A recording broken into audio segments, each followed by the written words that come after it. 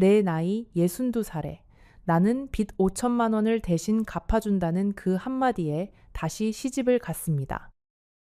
사람들은 다 늙어서 무슨 청승이냐고, 곱게 혼자 늙다가지 그게 무슨 망령이냐고 수군거렸지요. 하지만 그때 나에게는 선택이라는 것이 없었습니다. 빚이라는 것은 말입니다. 사람을 잠도 못 자게 만들고 끝내는 사람의 얼굴빛까지 바꿔놓는 무서운 것이더군요. 영감이 세상을 떠나고 나서야 나는 그 빚의 무게를 알았습니다.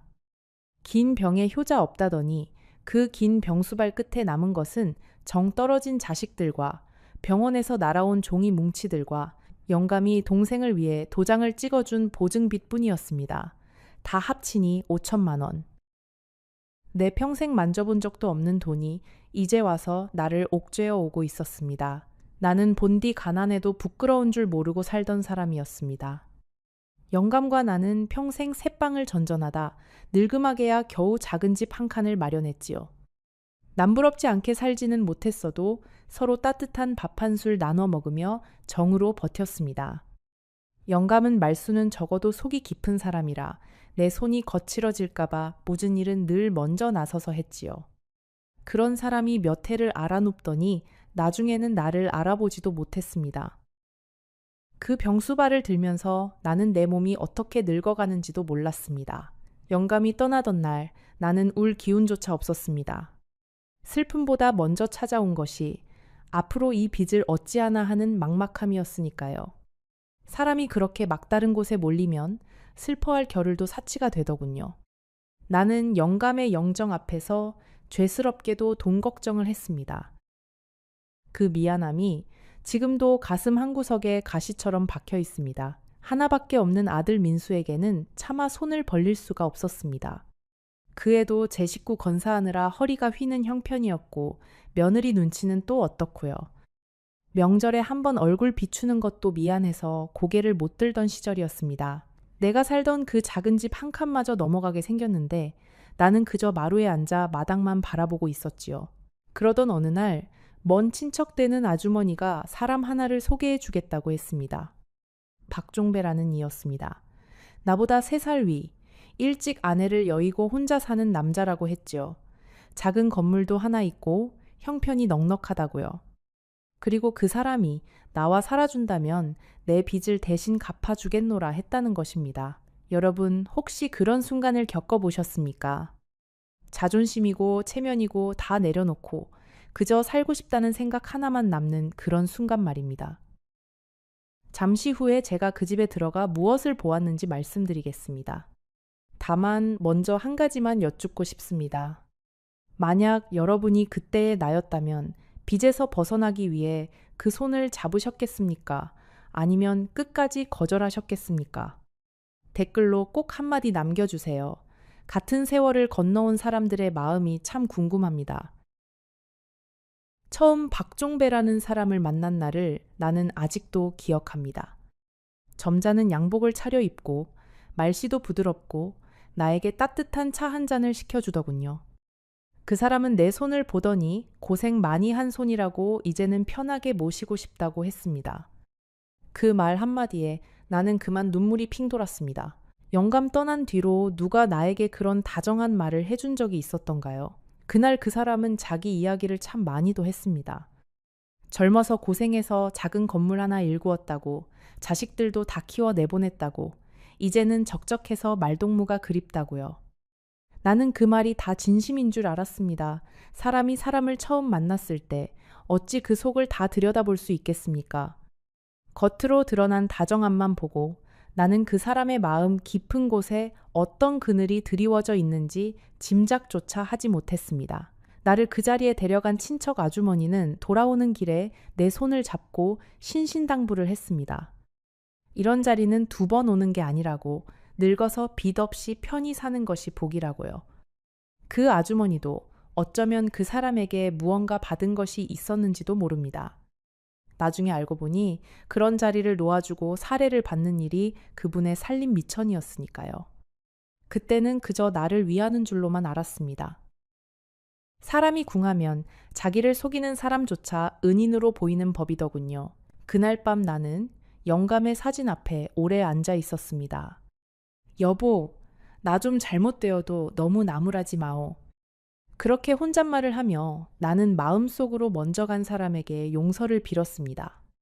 살아있는 사람의 일이 이토록 모진데 떠난 사람이 무얼 어쩌겠습니까? 다만 그 사진 속 영감의 눈빛이 그날따라 유난히 나를 말리는 것 같았습니다.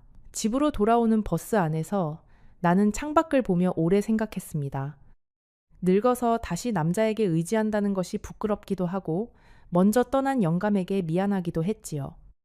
하지만 그 부끄러움보다 더 큰 것이 빚에 대한 두려움이었습니다.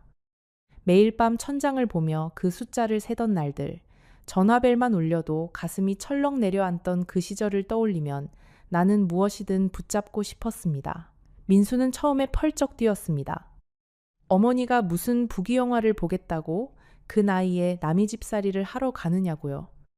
하지만 그 애의 눈빛 속에는 솔직히 말하면 안도하는 빛도 섞여 있었습니다. 어미의 빚이 사라진다는 것, 그것이 자식에게도 얼마나 큰 짐을 더는 일이었겠습니까? 나는 그 안도하는 눈빛을 보고 마음을 굳혔습니다. 늙은 어미가 마지막으로 자식에게 해줄 수 있는 일이라고 여겼지요. 며느리는 또 어땠는지 아십니까? 겉으로는 어머님 좋으실 대로 하시라 했지만 돌아서는 그 입가에 옅은 웃음이 스치는 것을 나는 보았습니다. 골칫덩어리 시어머니의 빚이 남의 손으로 사라진다니 그 애로서는 얼마나 다행이었겠습니까? 나는 그 웃음을 못 본 척했습니다. 자식들에게 짐이 되느니 차라리 내가 그 짐을 지고 멀리 떠나는 편이 낫다고 스스로를 다독였지요. 그렇게 며칠을 더 망설이다가 나는 결국 그 손을 잡기로 했습니다.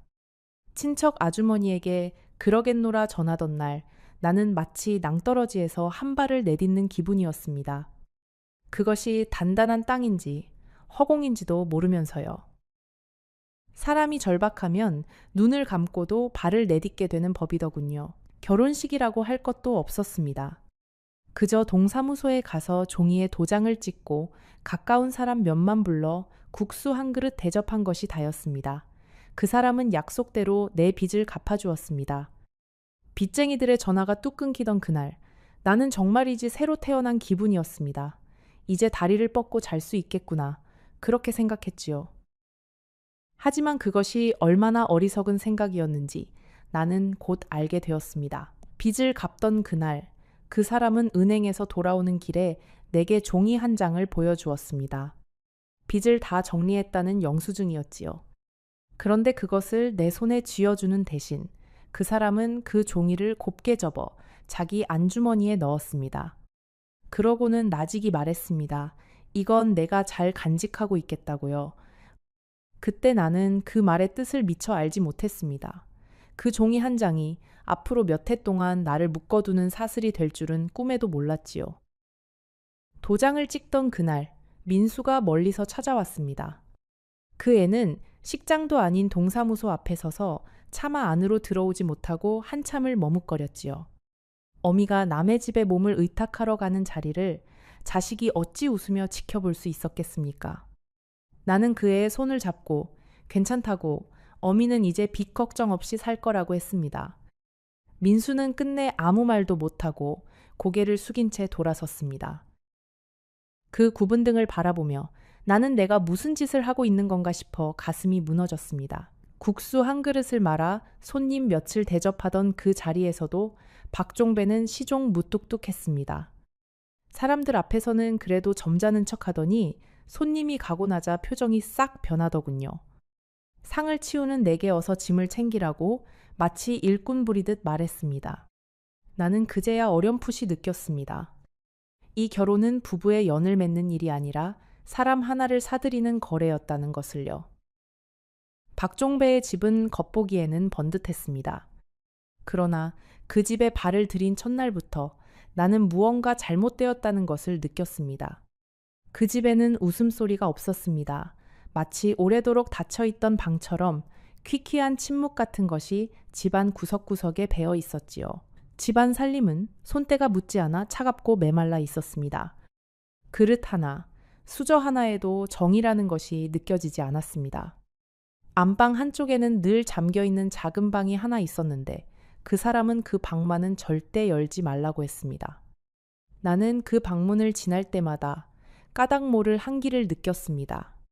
그 안에 무엇이 들어있길래 저토록 단단히 잠가두는 것일까? 그때는 그저 막연히 궁금할 뿐이었습니다. 그 집에서 맞은 첫날 밤을 나는 잊을 수가 없습니다. 낯선 방, 낯선 이불에서는 오래 묵은 곰팡이 냄새가 났습니다. 나는 그 방에 홀로 누워 천장을 보며 뜬 눈으로 밤을 새웠지요. 박종배는 안방에서, 나는 건넌방에서 잤습니다. 부부라는 이름뿐 우리 사이에는 처음부터 차디찬 벽이 하나 가로놓여 있었습니다. 나는 그 벽을 사이에 두고 내가 왜 이곳에 와 있는지를 자꾸만 되물었습니다. 이튿날 새벽, 나는 미처 날이 밝기도 전에 잠에서 깼습니다. 누군가 부엌에서 그릇 부딪히는 소리를 내며 어서 일어나 밥을 지으라고 재촉하고 있었으니까요. 그것이 그 집 손이 누이라는 노인의 첫인사였습니다. 나는 영문도 모른 채 부엌으로 떠밀려 나갔습니다. 그날부터 나의 새벽은 단 하루도 편히 밝아온 적이 없었습니다. 처음 얼마간은 나도 이 모든 것이 곧 나아지리라 믿었습니다.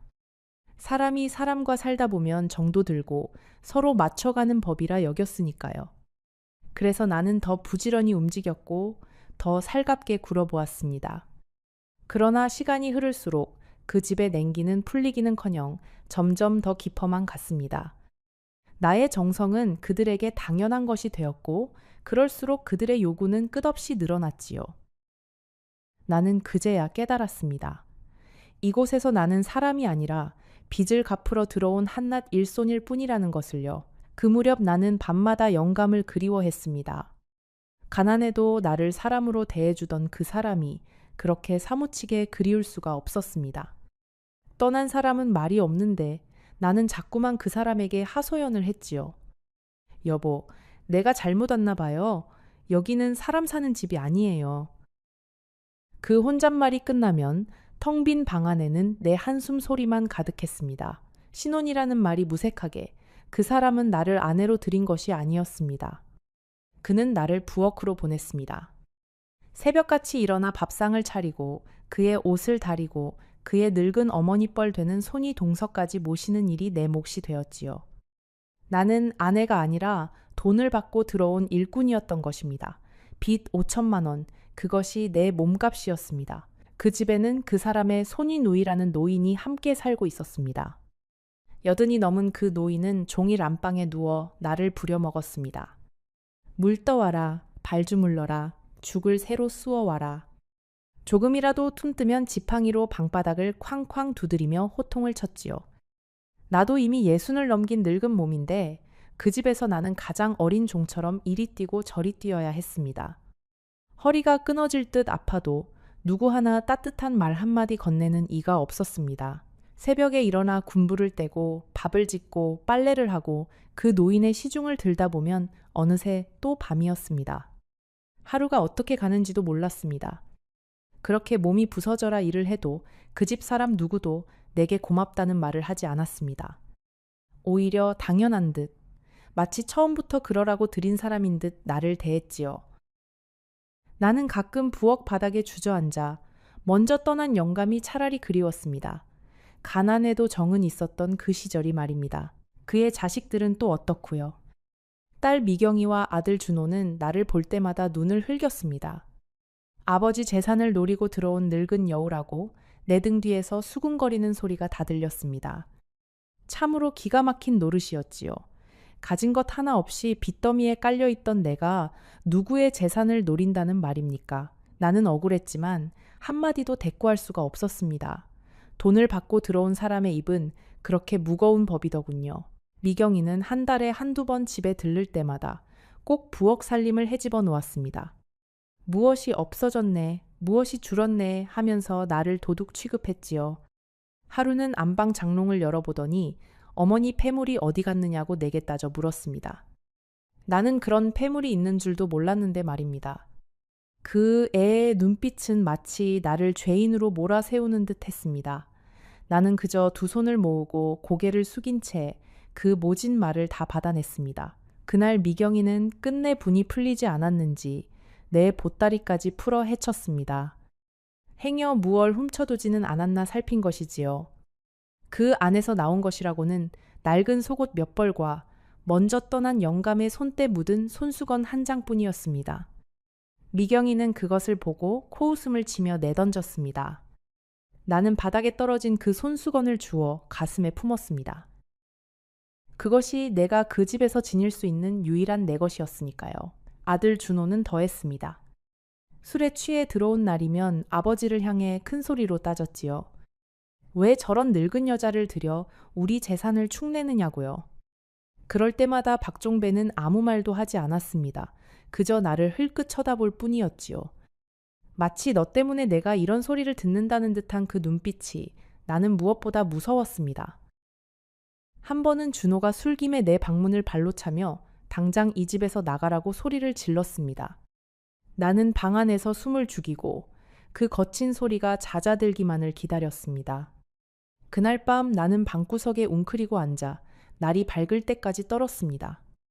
내 나이 60이 넘도록 누군가의 발길질 소리에 떨며 밤을 새우게 될 줄은 몰랐습니다. 사람이 사람에게 이토록 모질 수 있다는 것을 나는 그 집에서 처음 배웠습니다. 아들 준호는 더했습니다. 술에 취해 들어온 날이면 아버지를 향해 큰 소리로 따졌지요. 왜 저런 늙은 여자를 들여 우리 재산을 축내느냐고요. 그럴 때마다 박종배는 아무 말도 하지 않았습니다. 그저 나를 흘끗 쳐다볼 뿐이었지요. 마치 너 때문에 내가 이런 소리를 듣는다는 듯한 그 눈빛이 나는 무엇보다 무서웠습니다. 명절이 다가오면 그 집은 더 살벌해졌습니다. 자식들이 다 모이는 날, 나는 새벽부터 부엌에서 전을 부치고 갈비를 재웠습니다. 그런데 정작 상에 둘러앉으면 나는 그 식구들 틈에 끼지도 못하고 부엌 한 구석에서 혼자 찬밥을 먹어야 했지요. 그날 나는 문득 멀리 있는 내 아들 민수가 사무치게 보고 싶었습니다. 내 손주들은 잘 크고 있을까? 며느리는 차례상을 어떻게 차렸을까? 같은 명절인데 나는 남의 집 부엌에서 남의 차례상을 차리고 있었습니다. 그 서름을 무슨 말로 다 하겠습니까? 그날 밤 나는 부엌 한 구석에 앉아 옛 명절을 떠올렸습니다. 가난했어도 영감과 민수와 셋이 둘러앉아 떡국 한 그릇을 나눠 먹던 그 시절 말입니다. 민수가 어릴 적 세배를 하고 받은 세뱃돈을 자랑하던 모습, 영감이 흐뭇하게 웃던 그 얼굴이 눈앞에 선했습니다. 그때는 그것이 얼마나 큰 행복인 줄도 몰랐습니다. 사람은 잃고 나서야 가졌던 것의 귀함을 아는 법이더군요. 나는 손에 묻은 기름을 닦으며 멀리 있는 아들에게 전화라도 한번 걸어보고 싶었습니다. 그러나 그것조차 마음대로 할 수 없는 신세였지요. 나는 그저 부엌창 너머로 떠오른 둥근 달을 올려다보며 마음속으로 아들의 안부를 빌었습니다. 민수야, 어미는 잘 있으니 너희나 부디 무탈하거라. 그 달빛이 내 대신 아들의 창가에도 비치고 있기를 바랐습니다. 시간이 지날수록 박종배의 본 모습이 드러나기 시작했습니다. 그 부드럽던 말씨는 온데간데 없고 사소한 일에도 불같이 화를 내는 사람이었습니다. 국이 짜다고, 방이 춥다고, 자기 양말이 어디 있느냐고. 처음에는 나도 그러려니 했습니다. 늙은 남자들이 다 그렇게 까탈스럽지 않습니까? 하지만 그의 화는 점점 도를 넘어가고 있었습니다. 어느 날은 저녁상을 물리다가 국그릇을 떨어뜨린 적이 있었습니다. 그 사람은 벌떡 일어나더니 상을 발로 밀쳐버렸습니다. 그릇이 깨지고 국물이 사방으로 튀었지요. 그는 아무 말 없이 나를 한참 노려보다가 방으로 들어가 문을 쾅 닫았습니다. 나는 깨진 그릇 조각을 주우며 손이 아니라 마음이 베이는 것 같았습니다. 그가 손찌검을 한 것은 아니었습니다. 하지만 그 침묵과 그 눈빛은 어떤 매보다 더 무서웠습니다. 또 한 번은 내가 그의 약봉지를 잘못 챙긴 일이 있었습니다. 그는 약봉지를 방바닥에 내던지며 이러다 사람 잡겠다고 소리쳤습니다. 그러고는 한참을 씩씩거리다 문을 잠그고 며칠 동안 나와 말을 섞지 않았지요. 그 며칠의 침묵이 나에게는 천년처럼 길고 무서웠습니다. 차라리 큰 소리로 나무라는 편이 그 얼음 같은 침묵보다 나았습니다. 침묵으로 사람을 벌하는 것, 그것이 그 사람의 가장 무서운 방법이었습니다. 나는 그럴 때면 부엌에 쪼그려 앉아 행여 무슨 일이 벌어질까 숨을 죽였습니다. 그 집에서 나는 늘 다음에 닥칠 일을 두려워하며 살았습니다. 오늘은 또 무엇으로 화를 낼까? 무엇이 그의 비위를 거스를까? 그렇게 매 순간 눈치를 보며 사는 동안 내 마음은 점점 작은 새처럼 움츠러들었습니다. 두려움 속에서 사는 사람은 끝내 제 마음의 주인 자리마저 내어주게 되는 법이더군요. 그렇게 하루하루를 견디는 동안 나는 점점 말을 잃어갔습니다. 누구와도 속내를 나눌 수 없으니 마음은 똥고 또 또아갔지요. 가슴에 맺힌 말들이 갈 곳을 잃고 그저 한숨이 되어 흩어졌습니다. 사람에게 말할 곳이 없다는 것이 그렇게 사람을 외롭게 하는 줄 그때 알았습니다. 그날 이후로 나는 그의 눈치를 보는 것이 버릇이 되었습니다. 그가 헛기침만 해도 가슴이 철렁했고 발소리만 들려도 하던 일을 멈추고 긴장했지요. 사람이 사람을 그렇게 무서워하며 산다는 것이 얼마나 사람을 메마르게 하는지 그때 알았습니다. 나는 점점 말수가 줄었습니다. 거울 속의 내 얼굴은 하루가 다르게 시들어갔습니다. 어느새 나는 웃는 법을 잊어버린 사람이 되어 있었습니다. 그 손이누이라는 노인은 내가 조금이라도 쉬는 꼴을 보지 못했습니다. 잠시 허리를 펴려고 마루에 걸터 앉으면 어디서 나타났는지 지팡이로 마루장을 두드리며 호통을 쳤지요. 돈 받고 들어온 사람이 무슨 염치로 앉아 쉬느냐고요. 나는 그 말이 비수처럼 가슴에 꽂혔지만 한마디도 대꾸하지 못했습니다. 틀린 말이 아니었으니까요. 내 처지가 정말로 그러했으니까요. 하루는 그 노인의 옷을 빨다가 손이 곱아 빨래 방망이를 놓친 적이 있었습니다. 그 노인은 그것을 보고 다 늙은 게 손도 야무지지 못하다며 한참을 나무랐습니다. 나는 시린 손을 호호 불며 차가운 물에 다시 빨래를 헹궜습니다. 그때 문득 내가 이 나이에 무엇을 위해 이런 수모를 견디고 있는가 싶어 눈물이 핑 돌았습니다. 하지만 그 눈물조차 누가 볼까봐 얼른 닦아내야 했습니다. 우는 것도 마음대로 할 수 없는 신세였지요. 나는 그 집을 조금이라도 따뜻하게 만들어 보려 애썼습니다. 마당에 시든 화분에 물을 주고 먼지 앉은 살림을 닦고 정성껏 밥상을 차렸지요. 그러나 그 집 사람들은 나의 그런 마음을 거들떠보지도 않았습니다. 오히려 쓸데없는 짓을 한다며 핀잔을 주기 일쑤였습니다. 정이라는 것은 한쪽에서만 베푼다고 피어나는 것이 아니더군요. 나의 정성은 메마른 땅에 뿌린 물처럼 흔적도 없이 스며들어 사라졌습니다. 가장 견디기 힘든 것은 돈이었습니다. 그는 나에게 단 한 푼도 손에 쥐어주지 않았습니다.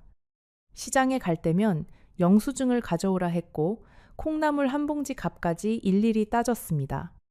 내가 빚을 갚은 그 돈은 평생을 두고 갚아야 할 빚이 되어 내 어깨를 짓눌렀습니다. 그는 입버릇처럼 말했습니다. 내가 네 빚을 갚아주었으니 너는 평생토록 내게 갚아야 한다고요. 겨울이 되어도 그는 내게 두툼한 옷 한 벌 사주지 않았습니다. 나는 그 추운 부엌에서 영감이 살아생전 입던 낡은 속옷을 껴입고 일했습니다. 어쩌다 몸이 아파 약 한 첩이 필요해도 그 앞에서는 차마 입이 떨어지지 않았지요. 늙은 몸이 여기저기 쑤셔도 나는 그저 끙끙 앓으며 참았습니다. 내 몸 하나 돌보는 일조차 그 집에서는 사치였으니까요. 돈에 묶인 사람의 신세가 그렇게 서럽고 초라한 것이더군요. 한 번은 김씨 할머니가 안쓰러워 자기 두루마기를 하나 내게 주려 한 적이 있었습니다. 그런데 나는 그것조차 받을 수가 없었습니다. 그 사람이 어디서 났느냐고 캐물으면 또 무슨 일이 벌어질지 두려웠으니까요. 나는 그 따뜻한 마음을 눈물로 사양했습니다. 남이 주는 옷 한 벌조차 마음 편히 받지 못하는 신세라니 나는 그날 내 처지가 그렇게 가여웠습니다. 장을 보러 가는 날이면 그는 동전 한 템까지 세어서 내 손에 쥐어주었습니다. 그러고는 돌아오면 산 물건과 영수증을 일일이 맞춰보았지요. 두부 한 무를 더 샀다고 콩나물이 비싸다고 한참을 나무랐습니다. 나는 평생 살림을 알뜰하게 해온 사람인데 그 집에서는 도둑이라도 된 양검사를 받아야 했습니다. 시장 상인들조차 내 사정을 눈치채고 혀를 차곤 했지요. 그 측은한 눈길이 나는 또 그렇게 부끄러웠습니다. 하루는 시장에서 우연히 옛 친구를 만났습니다. 그 친구가 반가워하며 따뜻한 국밥 한 그릇을 사주겠다고 했지요.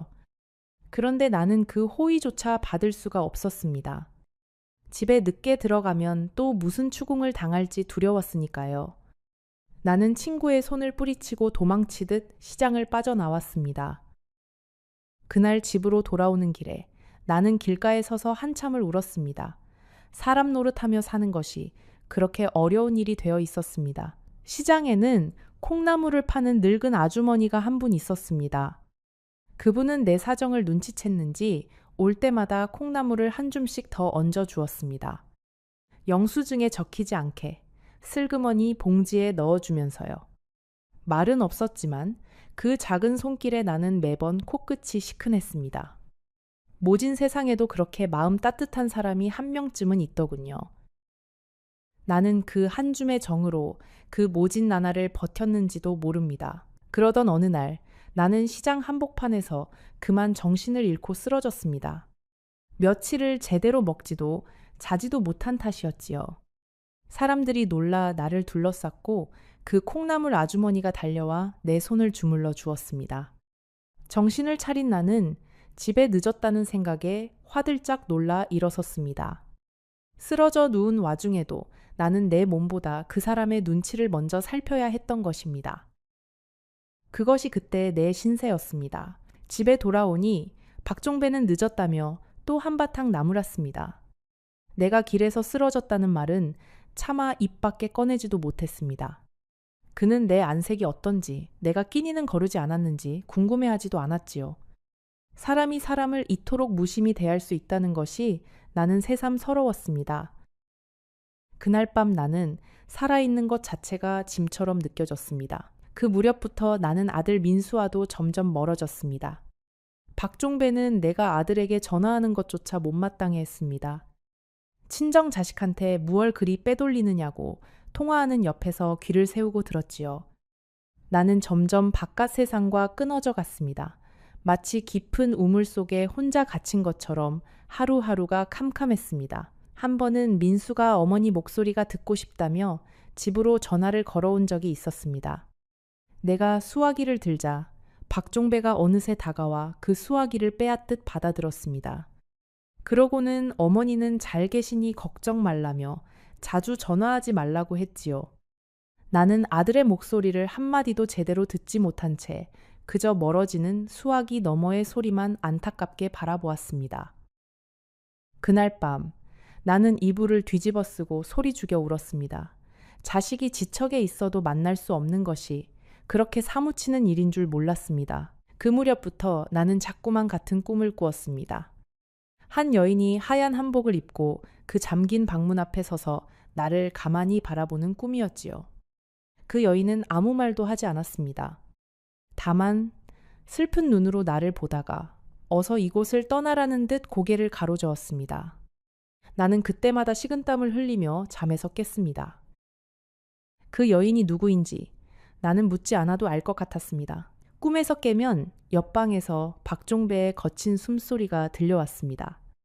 나는 어둠 속에서 두 손을 모으고 부디 오늘 밤만은 무사히 지나가게 해달라고 빌었습니다. 무엇을 향한 기도였는지도 모르겠습니다. 다만 그 캄캄한 방 안에서 기도라도 하지 않으면 견딜 수가 없었습니다.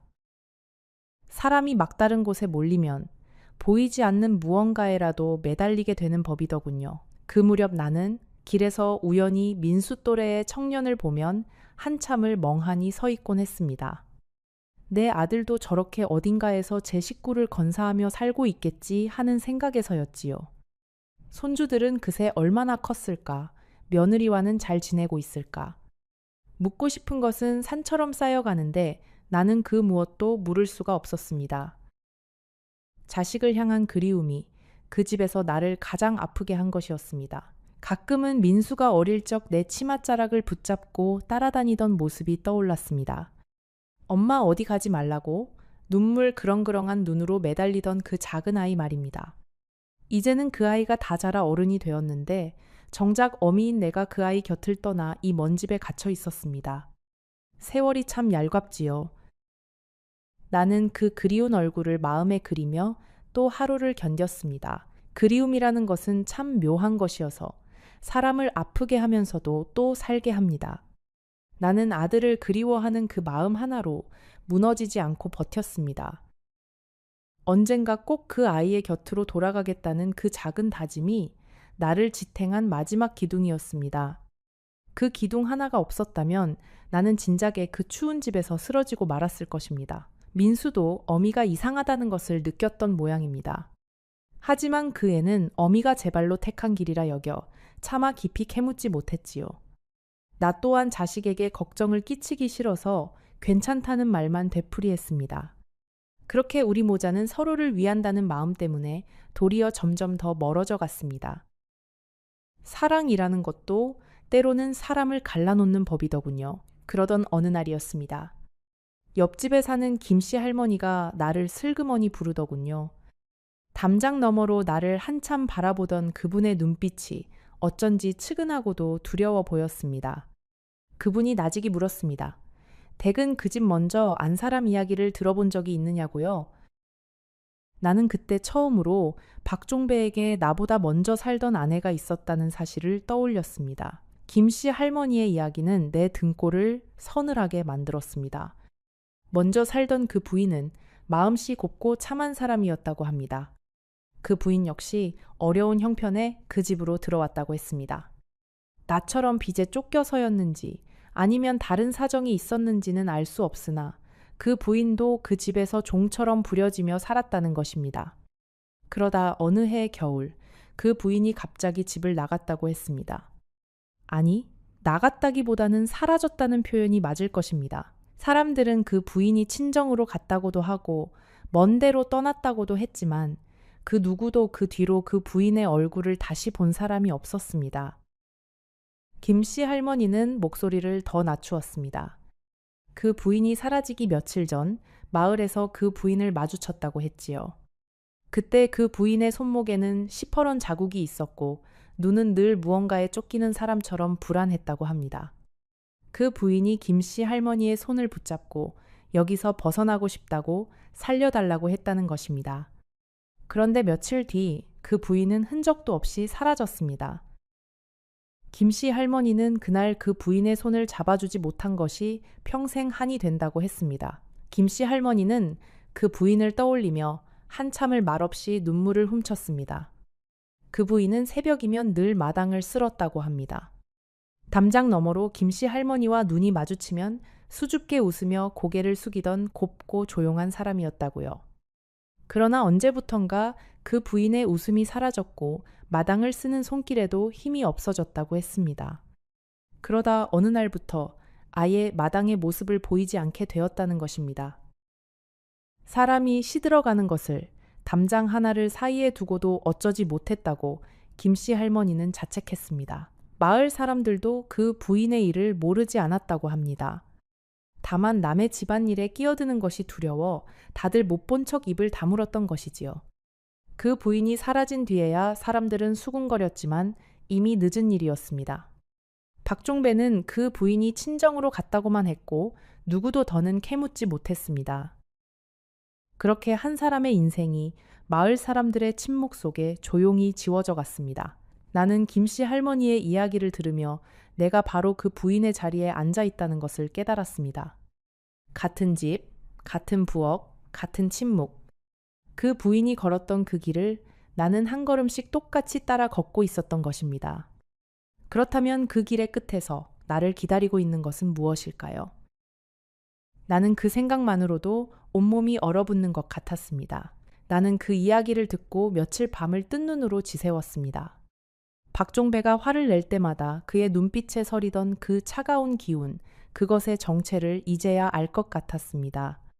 곱고 참하던 그 부인은 도대체 어디로 사라진 것일까요? 왜 아무도 그 뒤를 모른다는 것일까요? 그날 이후로 나는 그 잠긴 작은 방이 자꾸만 마음에 걸렸습니다. 어느 날 박종배가 외출한 틈을 타 나는 그 방문 앞에 한참을 서 있었습니다. 문은 잠겨 있었지만 문틈으로 오래 묵은 냄새가 새어나왔지요. 나는 그 방 앞에서 까닭 모를 슬픔에 잠겼습니다. 어쩌면 저 방 안에 사라진 그 부인의 흔적이 그대로 잠들어 있는 것은 아닐까. 그런 생각이 들자 온몸에 소름이 돋았습니다. 며칠 뒤 나는 다락을 정리하다가 낡은 상자 하나를 발견했습니다. 그 안에는 색이 바랜 한복 한 벌과 빛이 누렇게 변한 사진 한 장이 들어 있었습니다. 사진 속에는 한 여인이 수줍게 웃고 있었지요. 곱고 참한 얼굴이었습니다. 그분이 바로 사라졌다는 그 먼저 부인이었습니다. 나는 그 사진을 한참 들여다보았습니다. 마치 그 부인이 사진 속에서 나에게 무언가를 말하려는 것만 같았습니다.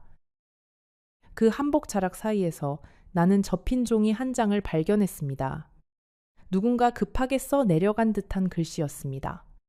거기에는 이렇게 적혀 있었습니다. 무서워서 더는 못 살겠다고, 이 집을 나가고 싶다고. 그 글은 채 끝맺지도 못한 채 끊겨 있었습니다. 나는 그 종이를 손에 쥔 채 한참을 그 자리에서 일어나지 못했습니다. 그 부인의 두려움이 마치 내 두려움처럼 가슴으로 밀려 들어왔습니다. 그날 이후로 나는 그 잠긴 방을 더욱 의식하게 되었습니다. 밤이면 그 방 쪽에서 바람 소리 같은 것이 새어 나오는 듯도 했습니다. 늙은 집이 우는 소리였을 테지만 내 귀에는 자꾸만 누군가의 흐느낌처럼 들렸지요. 나는 그 방 앞을 지날 때면 나도 모르게 발걸음을 재촉했습니다. 어떤 비밀은 알지 못하는 채로 두는 것이 차라리 견딜 만한 법이니까요. 한 번은 박종배가 그 방문을 열고 안으로 들어가는 것을 본 적이 있습니다. 그는 한참을 그 안에 머물렀습니다. 문틈으로 새어나오는 것은 낮게 중얼거리는 그의 목소리뿐이었습니다. 마치 그 방 안에 누군가와 이야기를 나누는 듯한 그 소리에 나는 등골이 서늘해졌습니다. 그가 방에서 나올 때 그의 눈은 붉게 충혈되어 있었습니다. 나는 못 본 척 고개를 돌렸지만 그 광경은 오래도록 잊히지 않았습니다. 나는 그 다락의 상자를 들킬까봐 늘 마음을 졸였습니다. 행여 내가 그 부인의 흔적을 보았다는 것을 그가 알게 된다면 무슨 일이 벌어질지 두려웠으니까요. 나는 그 사진 속 부인의 얼굴을 마음에 새기고 상자는 다시 손대지 않았습니다. 다만 그 부인이 끝맺지 못한 글의 마지막 구절이 자꾸만 내 귓가를 맴돌았습니다. 무서워서 더는 못 살겠다던 그 떨리는 글씨가 말입니다. 나는 그 사진과 종이를 다시 상자에 넣어 제자리에 두었습니다. 행여 박종배가 알아챌까 두려웠으니까요. 하지만 그날 이후로 나는 내가 그 부인의 뒤를 그대로 밟고 있다는 무서운 예감에 사로잡혔습니다. 그 부인이 걸었던 길의 끝에 무엇이 있었는지 나는 알지 못했습니다. 다만 그 끝이 결코 평안하지 않았으리라는 것만은 온몸으로 느낄 수 있었습니다.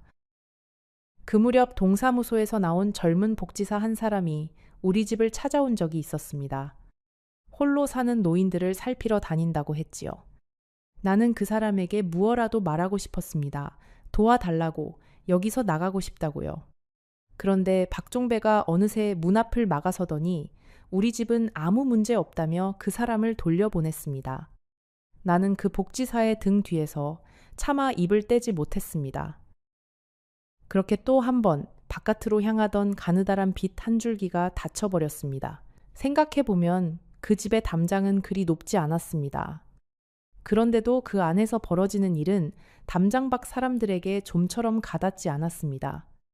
사람들은 번듯한 그 집과 점잖은 척하는 그 사람만 보았지 그 안에서 한 늙은 여자가 어떻게 시들어가는지는 알지 못했습니다.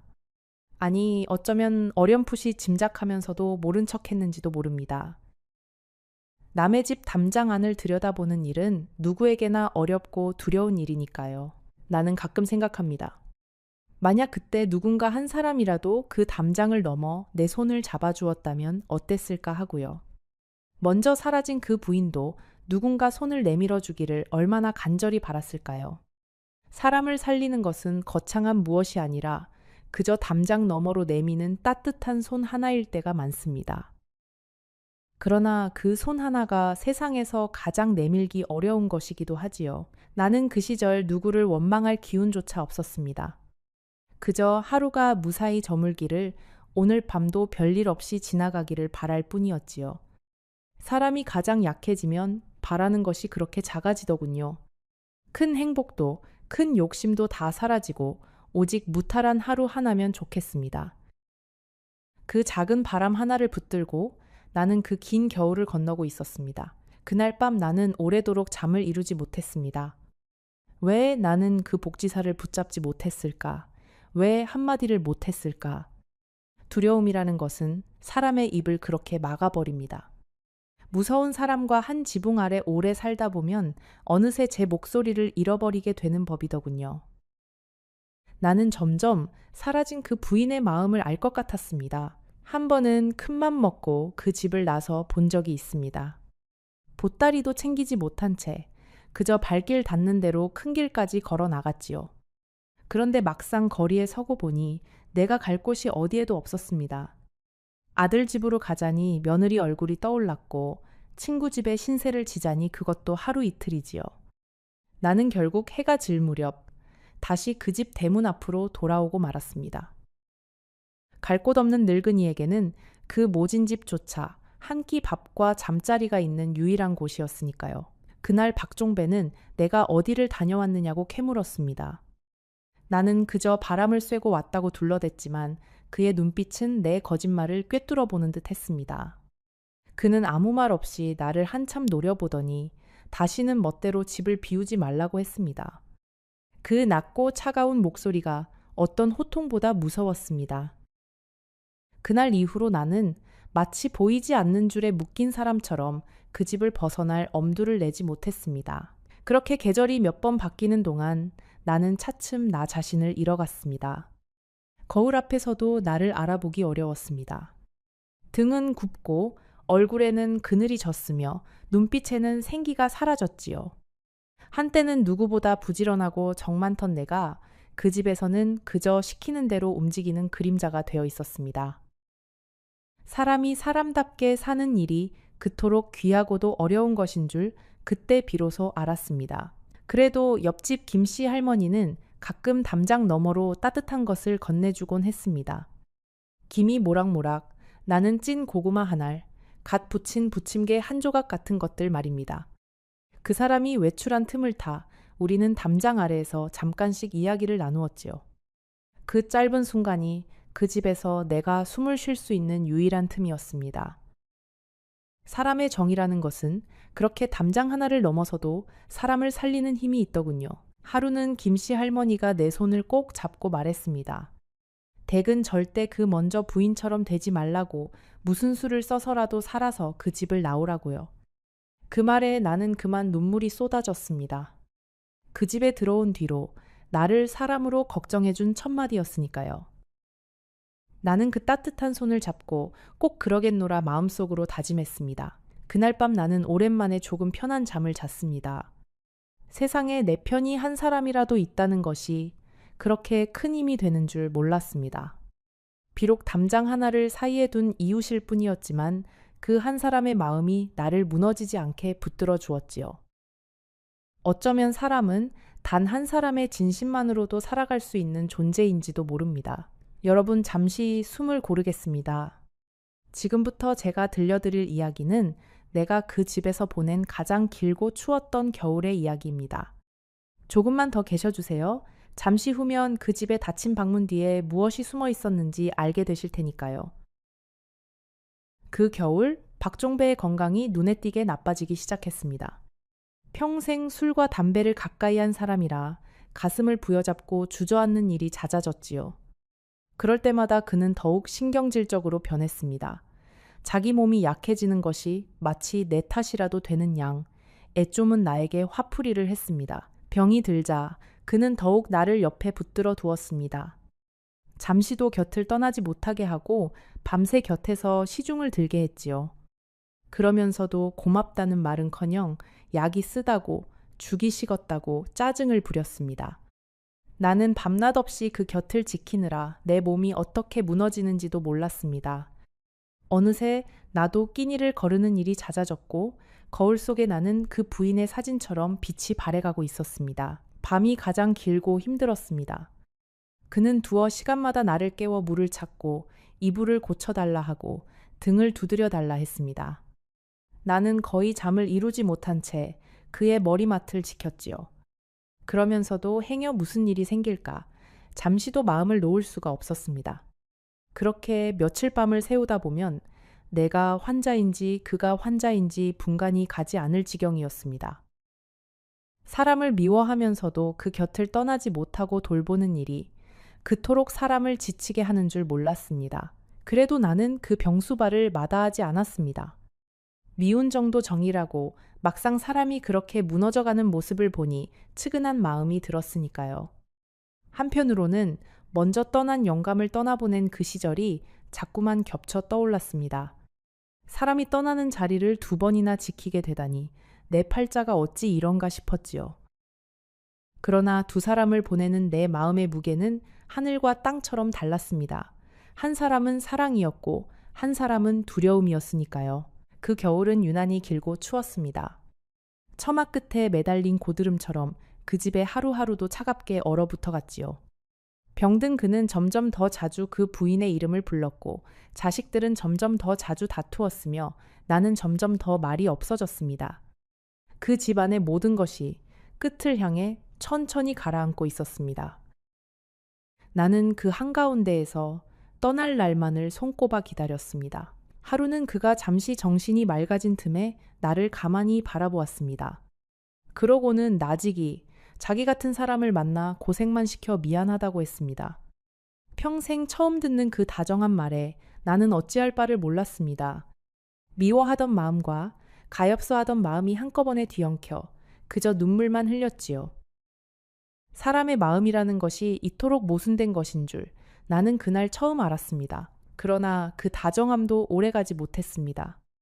이튿날이면 그는 다시 사나워졌고 나는 다시 그 눈치를 보아야 했습니다. 잠깐의 따뜻함과 긴 두려움 사이에서 내 마음은 갈피를 잡지 못하고 흔들렸습니다. 어쩌면 그것이 그 집에서 내가 겪은 가장 잔인한 일이었는지도 모릅니다. 미워할 수만 있었다면 차라리 견디기 쉬웠을 텐데 그 사람은 끝까지 나를 미워하지도 사랑하지도 못하게 만들었으니까요. 그의 자식들은 아버지가 병이 들자 더욱 자주 드나들었습니다. 그러나 그것은 아버지를 걱정해서가 아니었습니다. 그들은 아버지의 재산이 혹시라도 내 손에 넘어갈까봐 그것을 지키러 온 것이었지요. 미경이는 내 앞에서 대놓고 말했습니다. 아버지가 돌아가시면 당신 같은 사람에게 돌아갈 몫은 한 푼도 없으니 꿈도 꾸지 말라고요. 나는 그저 고개를 숙였습니다. 애초에 나는 그 집 재산에 눈독을 들인 적이 없었으니까요. 자식들은 아버지의 머리맡에서 재산 이야기로 다투었습니다. 병든 아비가 듣는 줄도 모르고 건물은 누가 갖느니, 통장은 어떻게 나누느니 목소리를 높였지요. 나는 그 광경을 보며 사람이 돈 앞에서 어디까지 추해질 수 있는지를 보았습니다. 평생 자식들 키우느라 허리가 댑니다.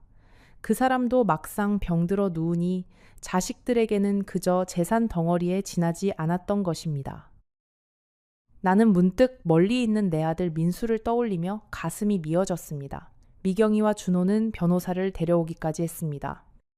아버지가 정신이 또렷할 때 도장을 받아두어야 한다며 병상에 누운 사람에게 이런저런 서류를 들이밀었지요. 나는 그 광경을 차마 끝까지 지켜볼 수가 없어 부엌으로 물러나 귀를 막았습니다. 그러면서도 나는 그 어떤 서류에도 욕심을 내지 않았습니다. 애초에 내가 바란 것은 재산이 아니라 그저 사람답게 사는 것뿐이었으니까요. 자식들은 내가 행여 무얼 챙길까봐 밤에도 번갈아 그 집을 지켰습니다. 그러면서도 병든 아비의 약 1번, 죽 1수를 떠먹이는 일은 모두 내 몫으로 떠넘겼지요.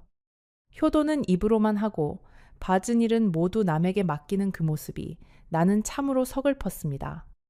내 아들 민수는 가난해도 저러지는 않을 텐데 하는 생각에 눈물이 났습니다.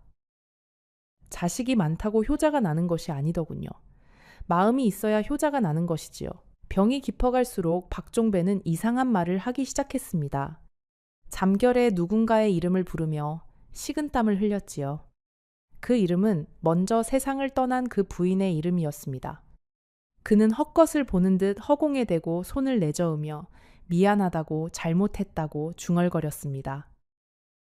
나는 그 모습을 보며 그가 마음속에 무거운 죄 하나를 짊어지고 살아왔다는 것을 어렴풋이 느꼈습니다. 어떤 밤이면 그는 잠에서 깨어나 벽을 향해 손을 내저으며 소리쳤습니다. 저리 가라고, 나를 데려가지 말라고요. 마치 보이지 않는 누군가가 그를 찾아오기라도 한 것처럼 말입니다. 나는 그 옆에서 등골이 서늘해지는 것을 느꼈습니다. 사람이 평생 지은 죄는 결국 그 마지막 밤에 모두 제 발로 찾아오는 법인가 봅니다. 그가 헛소리를 하는 밤이면 나는 그의 곁에서 그 모든 말을 들어야 했습니다. 어떤 밤에는 그 부인에게 빌었고 어떤 밤에는 무언가를 감추려는 듯 안절부절 못했습니다. 그 잠긴 방을 가리키며 저기는 아무도 들어가면 안 된다고 소리치기도 했지요.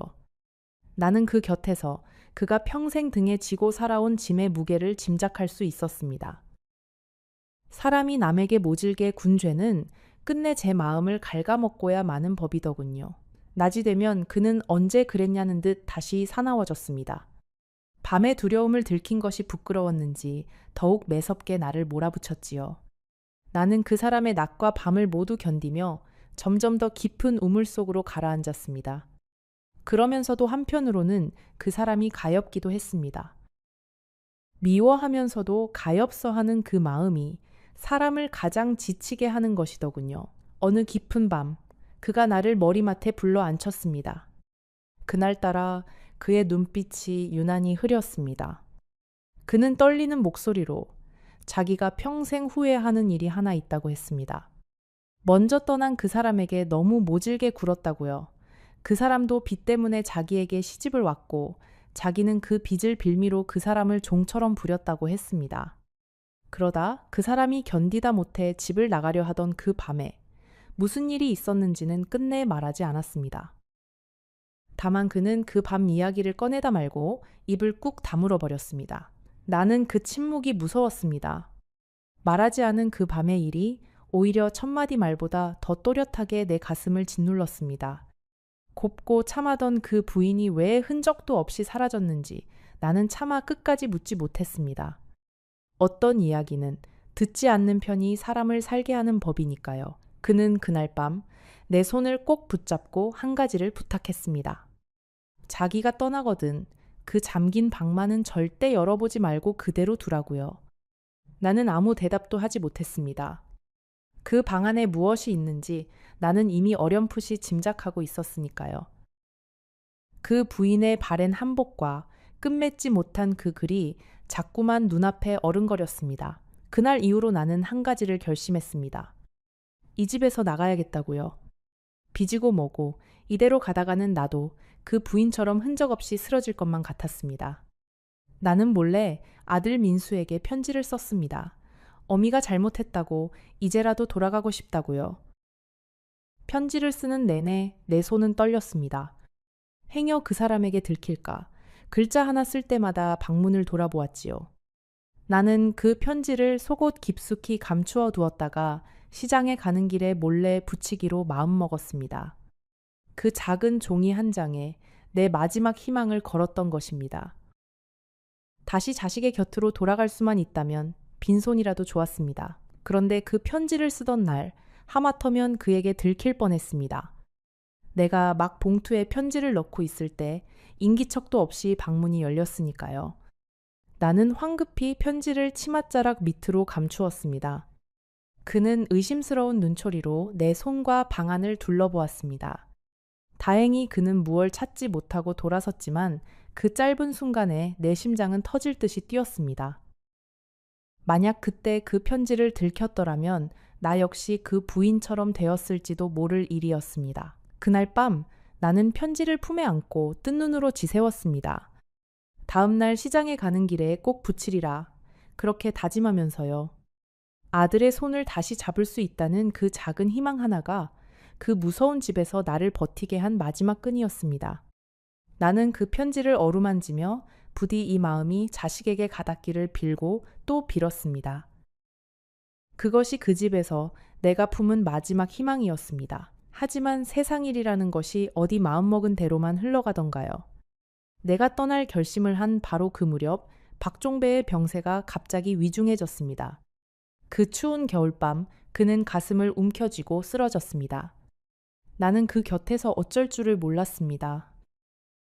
여러분, 이 다음 이야기는 내가 평생 누구에게도 하지 못한 이야기입니다. 조금만 더 들어주시겠습니까? 곧 그날 밤 그 방에서 무슨 일이 있었는지 말씀드리겠습니다.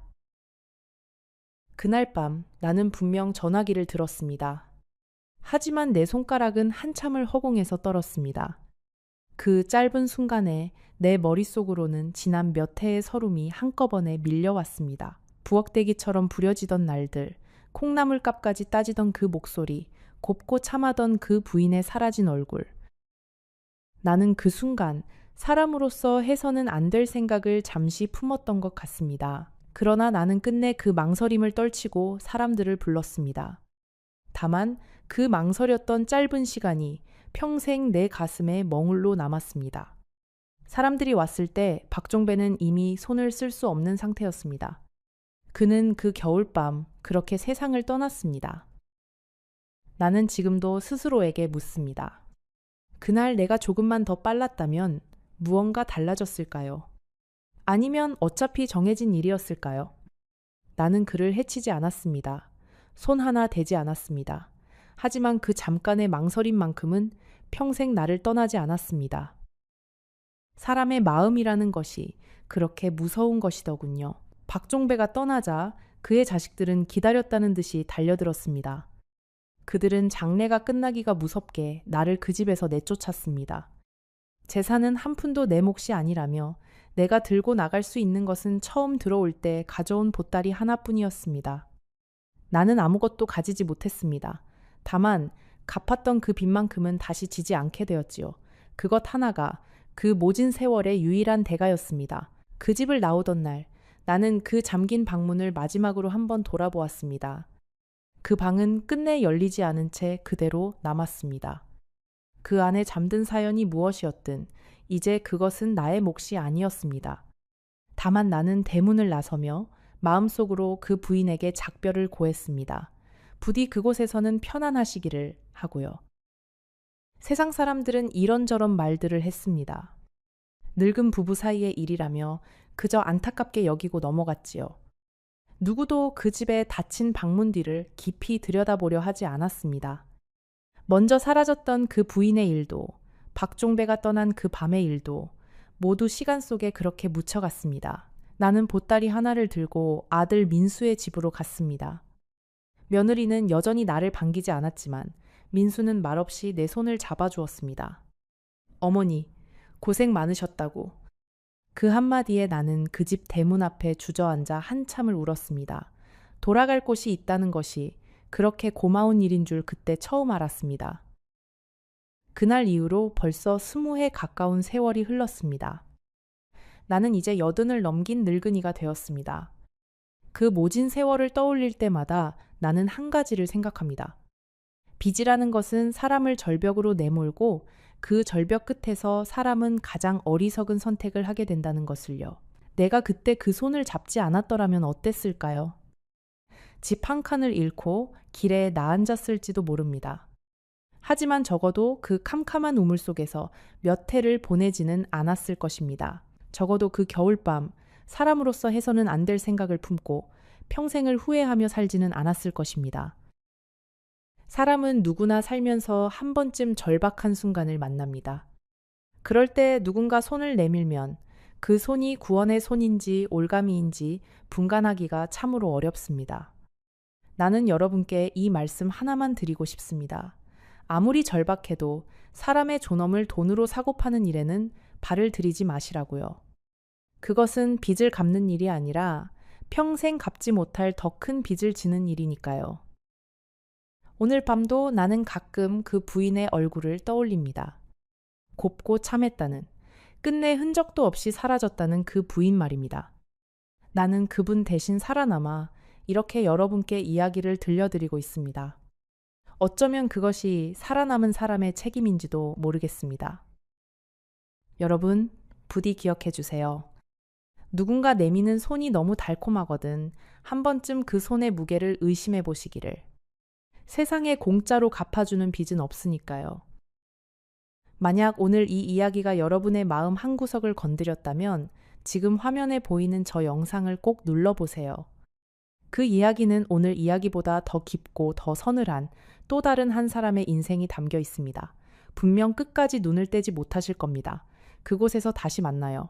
이혼 한 달 뒤 매일 밤 우리 집 대문 앞에 찾아오던 전 남편.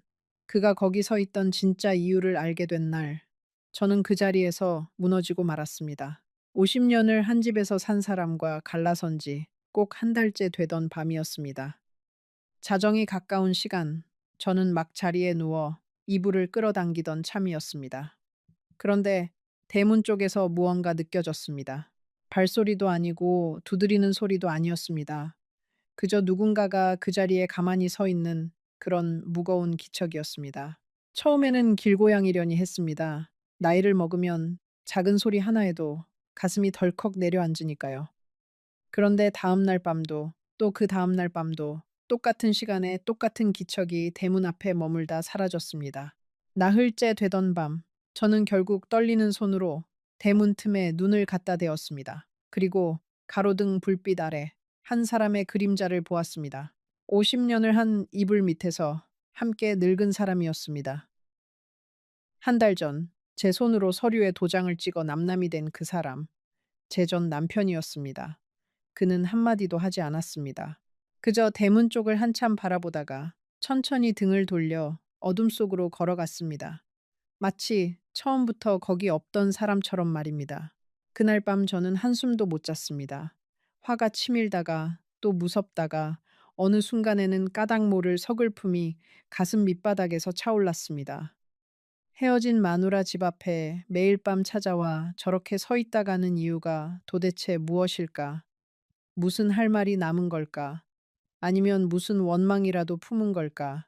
그 밤, 저는 50년 결혼 생활을 처음부터 천천히 되짚어 보기 시작했습니다. 여러분, 잠깐만 제 이야기를 들어주세요.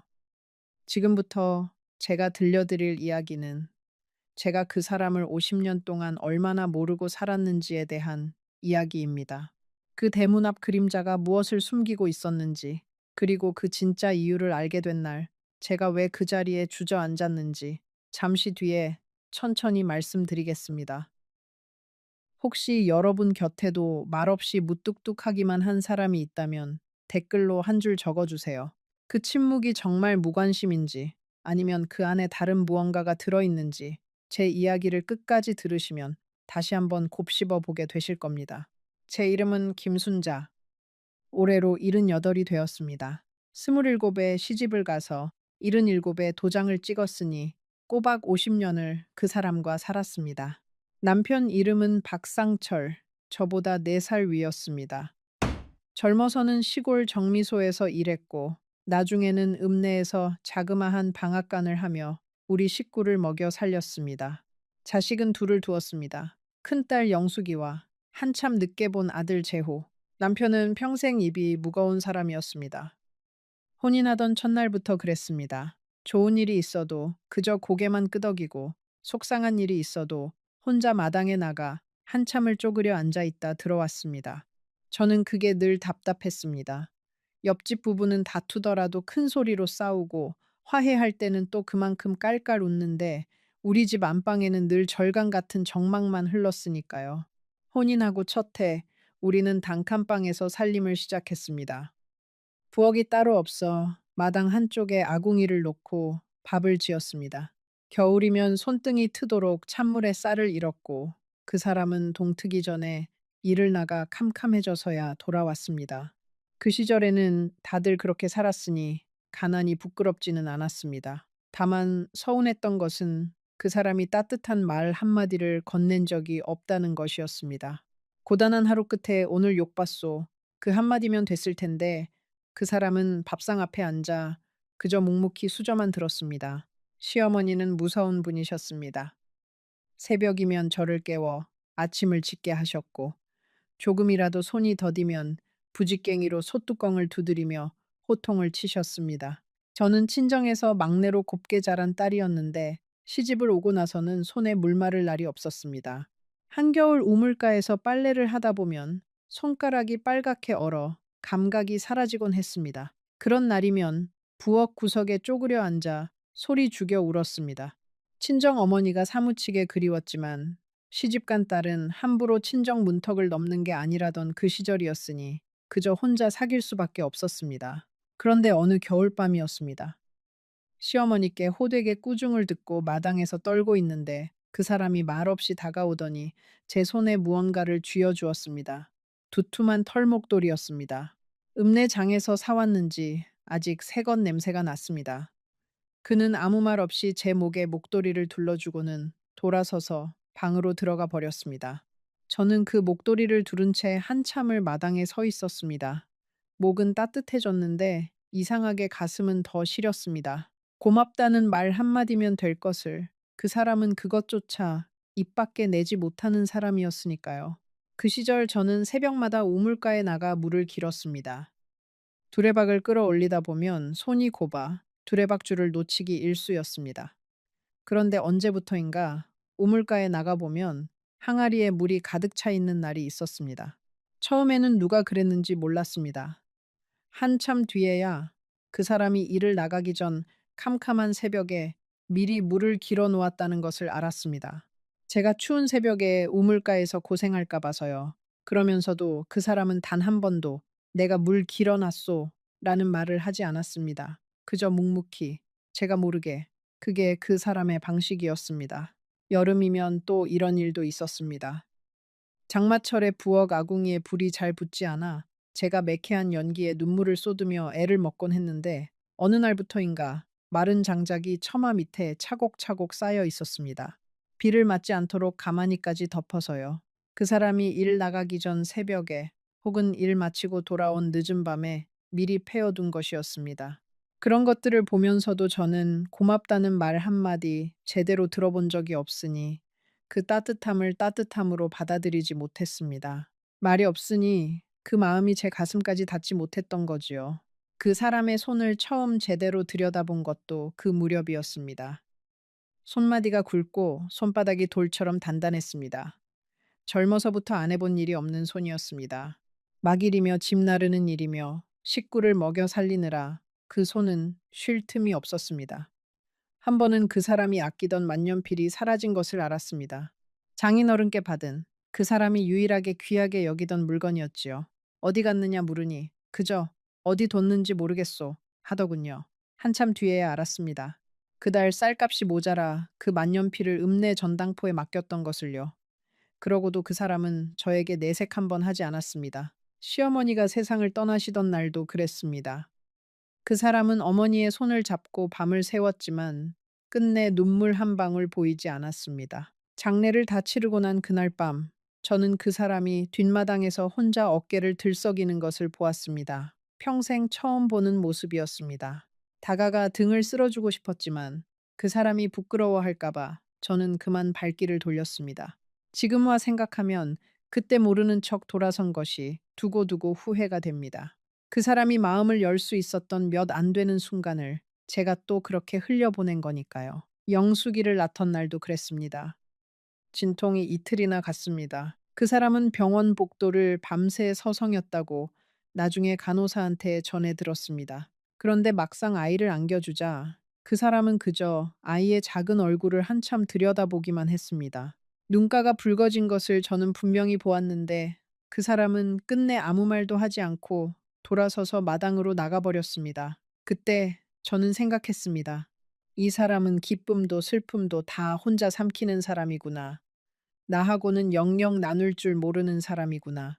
제호를 낳은 것은 마흔이 가까워서였습니다. 늦둥이라 더 애틋했지만 그만큼 키우는 일은 고됐습니다. 그 사람은 방앗간을 열고부터 더 말수가 줄었습니다. 장사라는 것이 마음먹은 대로 되지 않으니 속이 새까맣게 타들어갔을 겁니다. 그래도 그 속을 저에게 한 번도 내보이지 않았습니다. 외상값을 떼이고 들어온 날도, 거래처에서 험한 소리를 듣고 온 날도 그 사람은 그저 쇳마루 끝에 앉아 먼 산만 바라보았습니다. 제가 무슨 일 있느냐고 물으면 아무 일 없소. 그 한마디로 문을 닫아버렸습니다. 방앗간을 하던 그 시절 우리는 참 많이도 부딪혔습니다. 아니, 부딪혔다기보다 제가 혼자 속을 끓였다는 게 맞겠지요. 가게 사정이 어떤지, 빚은 없는지, 이번 달 살림은 어떻게 꾸려야 하는지 저는 알고 싶은 게 너무 많았는데 그 사람은 아무것도 말해주지 않았습니다. 집안 살림을 책임진 안 사람으로서 저는 늘 깜깜한 어둠 속을 더듬는 기분이었습니다. 그 사람은 모든 걸 혼자 정하고 저에게는 그저 결과만 툭 던져 놓았습니다. 한 번은 가게 보증금을 빼서 어디다 썼는지 저에게 한마디 상의도 없이 처리한 적이 있었습니다. 알고 보니 시동생이 사업이 기울어 손을 벌렸고 그 사람이 말없이 돈을 마련해 준 것이었습니다. 저는 그 일로 크게 서운했습니다. 시동생을 도운 건 고마운 일이지만 어째서 저에게 한마디 의논도 없었을까? 마치 저는 이 집 살림에서 아무 발언권도 없는 사람처럼 느껴졌습니다. 그 사람은 늘 그런 식으로 좋은 일도 저를 빼놓고 혼자 했습니다. 지금 돌아보면 그 사람은 베푸는 데는 후하고 나누는 데는 서툰 사람이었습니다. 남을 돕는 것도 가족을 지키는 것도 다 혼자 짊어지려 했습니다. 함께 의논하고 함께 짐을 나누는 법을 그 사람은 끝내 배우지 못했습니다. 어쩌면 그것이 그 사람이 사랑을 표현하는 유일한 방법이었는지도 모릅니다. 말 대신 행동으로, 함께가 아니라 혼자서. 그런데 그 방식이 받는 사람에게는 얼마나 외로운 것인지를 그 사람은 끝까지 알지 못했습니다. 저는 그 닫힌 문 앞에서 늘 혼자였습니다. 옆집 분옥이네는 부부가 마주 앉아 콩이며 파치며 까면서 시시콜콜한 이야기를 나누는데 우리 집 마루에는 늘 정막만 감돌았습니다. 라디오 소리만 빈 방을 채우고 그 사람과 저는 같은 방에 앉아서도 서로 다른 곳을 바라보았습니다. 저는 그 정막이 사무치게 외로웠습니다. 차라리 한바탕 다투기라도 하면 그 끝에 화해라도 할 텐데 우리에게는 다툴 거리조차 없었습니다. 다투려면 말을 해야 하는데 그 사람은 말이 없었으니까요. 한 번은 그 라디오가 고장이 났습니다. 그 라디오는 제가 적막한 집 안에서 그나마 마음을 붙이던 유일한 물건이었습니다. 그것이 지직거리며 소리가 끊기자 저는 어찌나 서운하던지요. 그런데 며칠 뒤 그 라디오가 멀쩡하게 고쳐져 제자리에 놓여 있었습니다. 알고 보니 그 사람이 읍내 전파상에 들고 가 고쳐온 것이었습니다. 저는 그날도 그 사람에게서 라디오 고쳐왔소라는 말을 듣지 못했습니다. 그저 어느 날 아침 켜보니 소리가 나더라는 것뿐이었습니다. 저는 그 라디오 소리를 들으며 생각했습니다. 이 사람은 왜 이렇게 자기가 한 일을 숨기지 못해 안달일까? 생색 한 번 내면 어디가 덧나나. 그때는 그것이 그토록 답답했습니다. 지금 와 생각하면 그것이 그 사람의 천성이었습니다. 마음을 행동으로 옮기는 데는 누구보다 빨랐지만 그 마음을 말로 옮기는 데는 평생 서툴렀던 사람. 어쩌면 그 사람은 자기가 한 일을 입에 올리는 것 자체를 부끄러워했는지도 모릅니다. 사랑한다는 말도, 고맙다는 말도, 미안하다는 말도 그 사람에게는 모두 입에 담기 쑥스러운 것들이었습니다. 그래서 그 사람은 늘 말 대신 손을 움직였습니다. 그런데 그 손길이 제 마음까지 닿으려면 결국 한마디 말이 필요했던 겁니다. 그 한마디가 없으니 저는 평생 그 사람 곁에서도 추웠습니다. 그래도 저는 견뎠습니다. 자식들 보고 살았고 늙으면 좀 달라지겠지 하는 기대로 살았습니다. 환갑잔치 때 자식들이 차려준 상 앞에서 그 사람이 처음으로 제 손을 슬며시 잡았습니다. 사람들 앞이라 쑥스러웠는지 금세 놓아버렸지만 저는 그 짧은 온기를 오래도록 마음에 품었습니다. 어쩌면 이 사람도 표현을 못할 뿐 속으로는 나를 아끼는지도 모른다고 그 작은 온기 하나에 기대어 저는 또 몇 해를 견뎠습니다. 처음에는 그 침묵을 사랑이라고 믿었습니다. 무뚝뚝해도 속정이 깊은 사람이라고 표현이 서툰 것뿐이라고요. 그런데 세월이 흐르면서 그 침묵이 점점 벽처럼 느껴지기 시작했습니다. 무슨 생각을 하는지, 무엇이 힘든지, 저는 그 사람 속을 단 한 번도 제대로 들여다본 적이 없었습니다. 같은 방에서 잠들고, 같은 밥상에서 밥을 먹으면서도 마음은 점점 멀어져 갔습니다. 특히 칠순이 가까워지면서부터 그 사람은 더 이상해졌습니다. 밤마다 어디론가 나갔다가 새벽이 되어서야 돌아오는 일이 잦아졌습니다. 어디 갔다 왔느냐고 물으면 그저 바람 쐬고 왔다, 친구 만나고 왔다, 그 한마디 뿐이었습니다. 이른이 넘은 노인네가 매일 밤 무슨 바람을 쐬고 무슨 친구를 그렇게 만난단 말입니까? 그뿐이 아니었습니다. 어느 날부터인가 통장에 돈이 조금씩 비기 시작했습니다. 평생 한 푼이라도 아끼며 살아온 사람이었습니다. 그런 사람이 말도 없이 적금을 깨고 땅 문서를 어디다 맡겼다는 이야기가 들려왔습니다. 제가 따져 물으면 그는 그저 입을 꾹 다물고 마당으로 나가버렸습니다. 그 등 뒤로 대문이 닫히는 소리가 제 가슴에 못을 박는 것 같았습니다. 저는 의심하기 시작했습니다. 밤마다 나가는 발걸음, 사라지는 돈, 그리고 점점 더 두꺼워지는 침묵. 이 세 가지가 제 머릿속에서 하나의 그림을 그리기 시작했습니다. 다른 여자가 생긴 게 아닐까? 늙음하게 마음이 딴 데로 간 게 아닐까? 한번 그런 의심이 들기 시작하니 모든 것이 그 증거처럼 보였습니다. 동네 사람들도 수군거렸습니다. 누구는 박영감이 읍내 어느 가게를 자주 드나든다더라. 누구는 밤마다 어떤 집에 들어가는 걸 봤다더라. 그 말들이 제 귀에 들어올 때마다 저는 쥐구멍에라도 숨고 싶을 만큼 부끄러웠습니다. 50년을 바쳐 일군 가정이 자식들 앞에서 이렇게 우습게 되는 게 견딜 수가 없었습니다. 시장에 가면 생선 가게 아주머니가 저를 보고 입을 가리고 소곤거렸습니다. 미용실에 가면 머리를 말던 아주머니들이 제가 들어서자 갑자기 화제를 바꾸었습니다. 그 어색한 침묵이, 그 동정 어린 눈빛이 저는 차라리 욕보다 더 견디기 힘들었습니다. 평생 점잖다고 소문난 박영감이 늙음하게 마음을 딴 데 줬다더라. 그 마누라가 불쌍하다더라. 그런 말들이 제 등 뒤에서 떠도는 것을 저는 모르는 척 살아야 했습니다. 한 번은 큰딸 영숙이가 친정에 다니러 왔다가 그 소문을 듣고 와서는 펑펑 울었습니다. 엄마, 아버지가 정말 그런 거야? 사람들이 다 그러던데. 저는 차마 그렇다고도 아니라고도 말할 수가 없었습니다. 제 입으로 남편의 허물을 자식에게 옮기는 것이 어미로서 차마 못할 짓 같았으니까요. 그저 다 헛소문이다. 신경 쓰지 마라. 그렇게 둘러댔지만 제 목소리는 저도 모르게 떨리고 있었습니다. 밤이 되면 저는 그 사람이 들어오기를 기다리며 마루에 앉아 있었습니다. 자정이 넘어도 대문이 열리지 않으면 별의별 생각이 다 들었습니다. 어디서 잘못된 게 아닐까 걱정하다가도 다음 순간에는 어느 여자 집에 가 있는 건 아닐까 의심했습니다. 그렇게 마음이 천갈래만 갈래로 찢어지는 밤이 한두 번이 아니었습니다. 새벽녘에 그 사람이 지친 얼굴로 들어오면 저는 자는 척 돌아 누웠습니다. 묻고 싶은 말이 목구멍까지 차올랐지만 그 대답이 무서워서 차마 묻지 못했습니다. 어느 날은 그 사람의 점퍼 주머니에서 꼬깃꼬깃한 종이를 발견했습니다.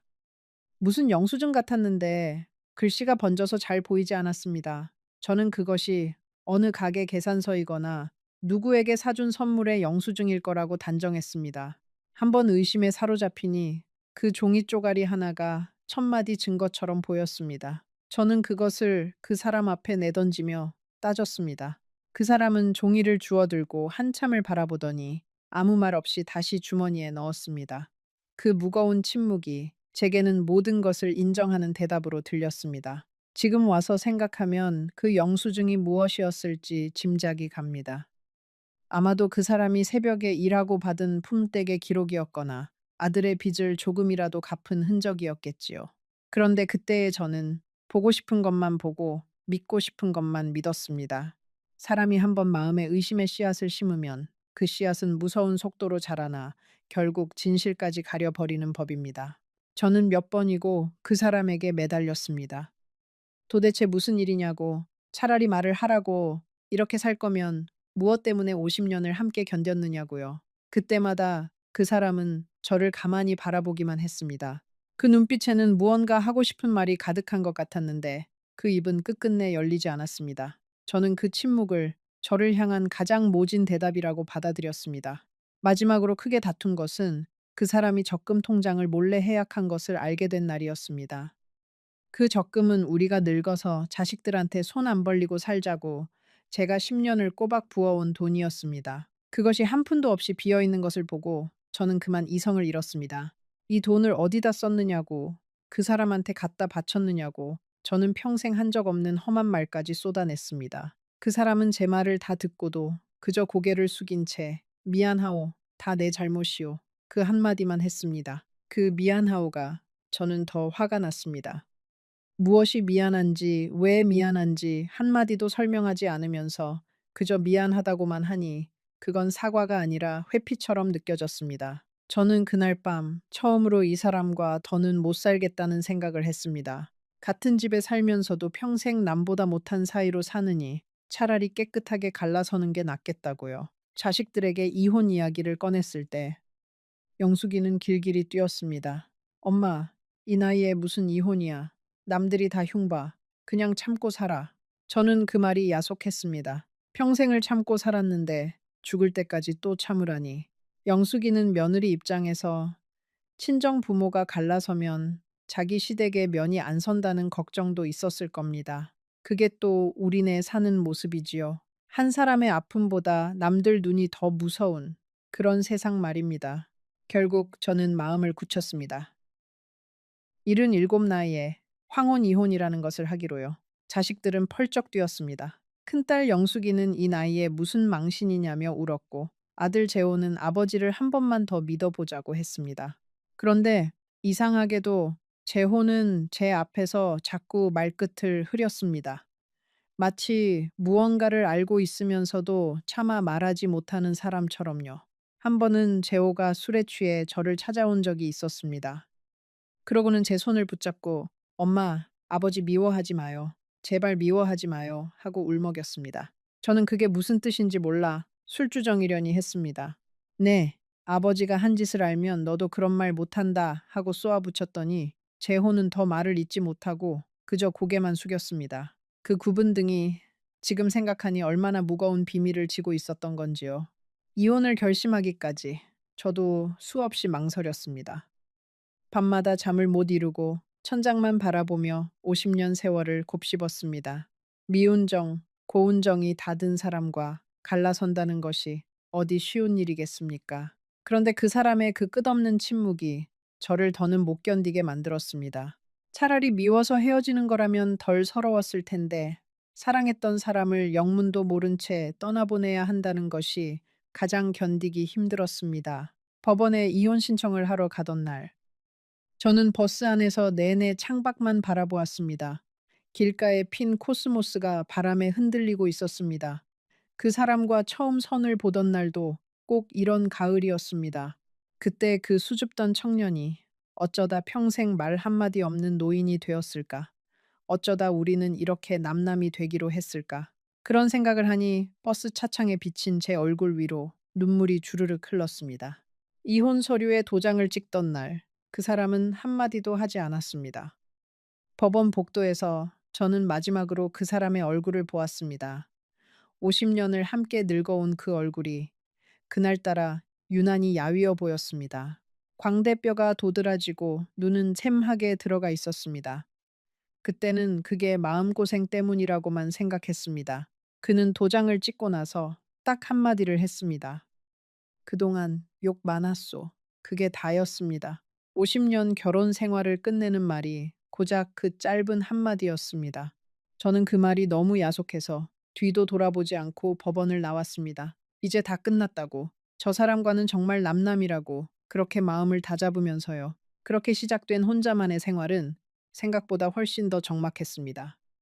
평생 미운 소리 한 번, 따뜻한 소리 한 번 없던 사람이었는데 막상 그 사람이 없으니 집안이 텅 빈 듯 했습니다. 아침에 일어나 두 사람분 밥을 짓다가 아차 싶어 한 그릇을 도로 비워내는 날이 많았습니다.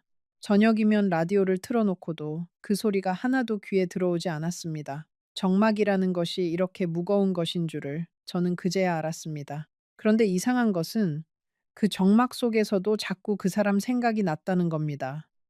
마당에 비가 오면 그 사람이 처마 밑에 장작을 들여놓던 모습이 떠올랐습니다. 김장철이 되면 무거운 배추를 말없이 날라주던 그 구분 등이 생각났습니다. 미워서 헤어진 사람인데 왜 자꾸 좋았던 기억만 떠오르는지 저 자신도 알 수가 없었습니다. 사람 마음이라는 게 참 모를 일이었습니다. 가끔은 후회도 밀려왔습니다. 내가 너무 성급했나, 조금만 더 참아볼 걸 그랬나. 그러다가도 그 사람의 그 지긋지긋한 침묵을 떠올리면 다시 마음이 굳어졌습니다. 아니야, 잘한 일이야. 평생 벽 보고 사느니 차라리 혼자가 낫지. 저는 그렇게 하루에도 몇 번씩 마음이 오락가락했습니다. 그러면서 그 한 달을 빈집에서 혼자 견뎌냈습니다. 명절이 다가오자 그 정막은 더 사무쳤습니다. 영숙이도 재호도 제 눈치를 보느라 선뜻 친정에 오겠다는 말을 못했습니다. 부모가 갈라섰으니 어느 장단에 맞춰야 할지 자식들도 난감했겠지요. 저는 텅 빈 집에서 혼자 송편을 빚다가 문득 그 사람은 지금 어디서 무얼 하고 있을까 궁금해졌습니다. 그 무뚝뚝한 사람도 명절이면 혼자 쓸쓸하지 않을까. 그런 생각이 들자 미운 마음 한구석에 안쓰러움이 슬그머니 고개를 들었습니다. 바로 그 무렵이었습니다. 그 사람이 매일 밤 제 대문 앞에 찾아오기 시작한 것이. 그런데 끝이라고 믿었던 그 자리에서 진짜 이야기가 시작될 줄은 저는 꿈에도 몰랐습니다. 헤어진 지 한 달, 그 사람이 매일 밤 제 대문 앞에 찾아오기 시작한 겁니다. 처음 며칠은 모른 척 했습니다. 무서워서 문도 열어보지 못했습니다. 행여 무슨 험한 일이라도 벌어지는 건 아닐까. 별의별 생각이 다 들었으니까요. 그런데 그 사람은 그저 대문 앞에 잠시 서 있다가 아무것도 하지 않고 돌아갈 뿐이었습니다. 어떤 날은 10분, 어떤 날은 30분. 그렇게 가만히 서 있다 가는 것이 전부였습니다. 일주일쯤 지났을 때 저는 이상한 것을 발견했습니다. 아침에 대문을 열면 문 앞에 무언가가 놓여 있곤 했습니다. 어떤 날은 제가 좋아하는 시루떡 한 접시, 어떤 날은 따뜻한 두유 두 팩, 또 어떤 날은 제가 겨우내 고치지 못해 덜컹거리던 대문 경첩이 누군가의 손에 단단히 조여져 있었습니다. 기름칠까지 되어 있어서 그날부터 대문은 소리 하나 없이 부드럽게 열렸습니다. 그뿐이 아니었습니다. 마당 한구석에 쌓여있던 낙엽이 어느새 말끔히 쓸려 있었고 겨우내 얼어 터질까 걱정이던 수도 파이프에는 헌 옷가지가 칭칭 동여매어 있었습니다. 장독대 위에 놓아둔 항아리 뚜껑이 바람에 깨질까봐 그 위에 벽돌까지 가지런히 얹어놓은 것을 보고 저는 한참을 그 자리에 서 있었습니다. 이 모든 것이 제가 잠든 깊은 밤에 소리 없이 이루어지고 있었던 겁니다. 처음에는 그것이 그 사람의 손길인 줄도 몰랐습니다. 혹시 동네 누가 불쌍히 여겨 도와주는가 싶기도 했습니다. 그런데 어느 날 새벽 화장실에 가려고 일어났다가 창문 너머로 보았습니다. 희끄무레한 새벽빛 속에서 그 사람이 마당에 쪼그리고 앉아 깨진 항아리를 만지고 있는 모습을요. 등이 구불대로 굽어 예전의 그 사람이 아니었습니다. 저는 그 모습을 보고도 문을 열고 나가지 못했습니다. 그저 커튼 뒤에 숨어 그 사람이 일을 마치고 절뚝거리며 대문을 나설 때까지 지켜보기만 했습니다. 저는 화가 났습니다. 이제 와서 이게 다 무슨 짓인가 싶었습니다. 평생 말 한마디 따뜻하게 못 해주던 사람이 헤어지고 나서야 이렇게 사람 마음을 흔들어 놓는 게 너무 얄미웠습니다. 차라리 진작 이렇게 했더라면 우리가 이렇게까지 되지는 않았을 텐데요. 그런데 이상하게도 그 사람이 다녀간 다음 날 아침이면 저는 마음 한구석이 조금 따뜻해지는 것을 느꼈습니다. 혼자 사는 집은 적막하고 추웠는데 누군가 밤새 제 집을 돌보고 갔다고 생각하니 그 적막이 조금은 견딜만 했습니다. 그러다가도 이내 정신을 차리고 이런 생각을 하는 제 자신을 나무랐습니다. 이혼까지 해놓고 이게 무슨 미련인가. 저 사람이 무슨 짓을 하든 나하고는 이제 상관없는 일이라고요. 동네 사람들이 또 수군거리기 시작했습니다. 이번에는 다른 이야기였습니다. 이혼한 박영감이 매일 밤 옛집을 찾아온다더라. 저러다 무슨 일 나는 거 아니냐더라. 어떤 사람은 제게 와서 무섭지 않으냐고 관청에 알리기라도 하라고 했습니다. 사실 저도 무서웠습니다. 헤어진 남편이 매일 밤 집 앞에 와 있다는 것이 보통 일은 아니니까요. 그런데 이상하게도 그 사람이 무서우면서도 한편으로는 그 사람이 오지 않는 밤이면 더 불안했습니다. 한 번은 비가 억수같이 쏟아지던 밤이었습니다. 저는 그날따라 그 사람이 오지 않을 거라고 생각했습니다. 이런 빗속에 이른 넘은 노인이 설마 나오겠나 싶었으니까요. 그런데 자정 무렵 또 그 기척이 났습니다. 저는 창문 틈으로 내다보았습니다. 그 사람이 우산도 없이 비를 그대로 맞으며 대문 앞에 서 있었습니다. 처마 밑으로 조금만 들어오면 비를 피할 수 있었을 텐데 그 사람은 그러지도 않고 그저 빗속에 서서 제 집 창문의 불빛만 바라보고 있었습니다. 저는 그 모습을 보고도 우산 하나 들고 나가지 못했습니다. 그저 커튼을 꾹 쥐고 그 사람이 흠뻑 젖은 채 돌아설 때까지 지켜보기만 했습니다. 지금 생각하면 그 비 오던 밤이 두고두고 가슴에 사무칩니다. 그날 이후 저는 밤마다 그 사람을 기다리는 제 자신을 발견했습니다. 미워하면서도 기다리고 원망하면서도 그 기척을 살피고 그 사람이 와 있는 밤이면 이상하게 마음이 놓였고 오지 않는 밤이면 혹시 무슨 일이 생긴 건 아닐까 잠을 설쳤습니다. 헤어진 남편을 두고 이런 마음을 품는 제 자신이 한심하면서도 그 마음을 어찌할 수가 없었습니다. 50년이라는 세월이 미움 하나로 단번에 지워질 만큼 가벼운 것이 아니었던 거지요. 어느 밤 저는 작정하고 대문을 활짝 열었습니다. 그리고 그 사람을 향해 소리쳤습니다. 이제 그만 좀 하라고. 우리는 끝났다고. 도대체 무슨 미련이 남아서 이러는 거냐고요. 이러는 거냐고. 그 사람은 제 호통을 다 듣고도 그저 슬프게 웃기만 했습니다. 그러고는 또 한마디, 미안하오. 이제 며칠 안 남았으니 조금만 참아주오. 그 말을 남기고 돌아섰습니다. 저는 그 뒷모습을 한참 바라보았습니다.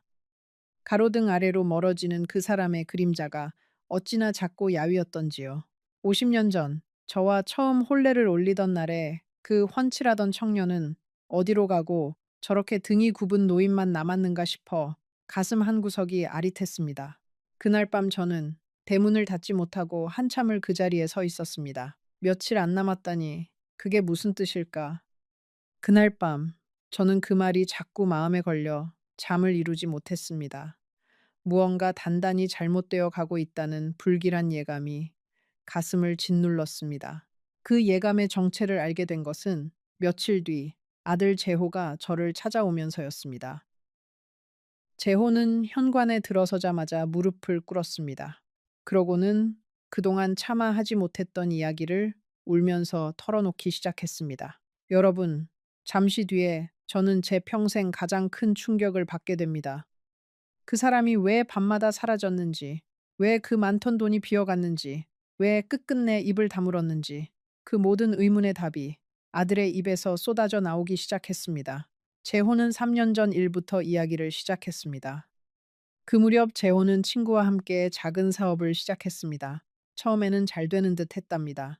그런데 동업하던 친구가 회사 돈을 들고 자취를 감춰버렸고 그 빚이 고스란히 재호에게 남았습니다. 그것도 평생 갚아도 못 갚을 만큼 큰 액수였습니다. 빚쟁이들이 재호 집으로 찾아오기 시작했답니다. 어린 손주가 보는 앞에서 험한 말이 오갔고 며느리는 친정으로 도망치다시피 했답니다.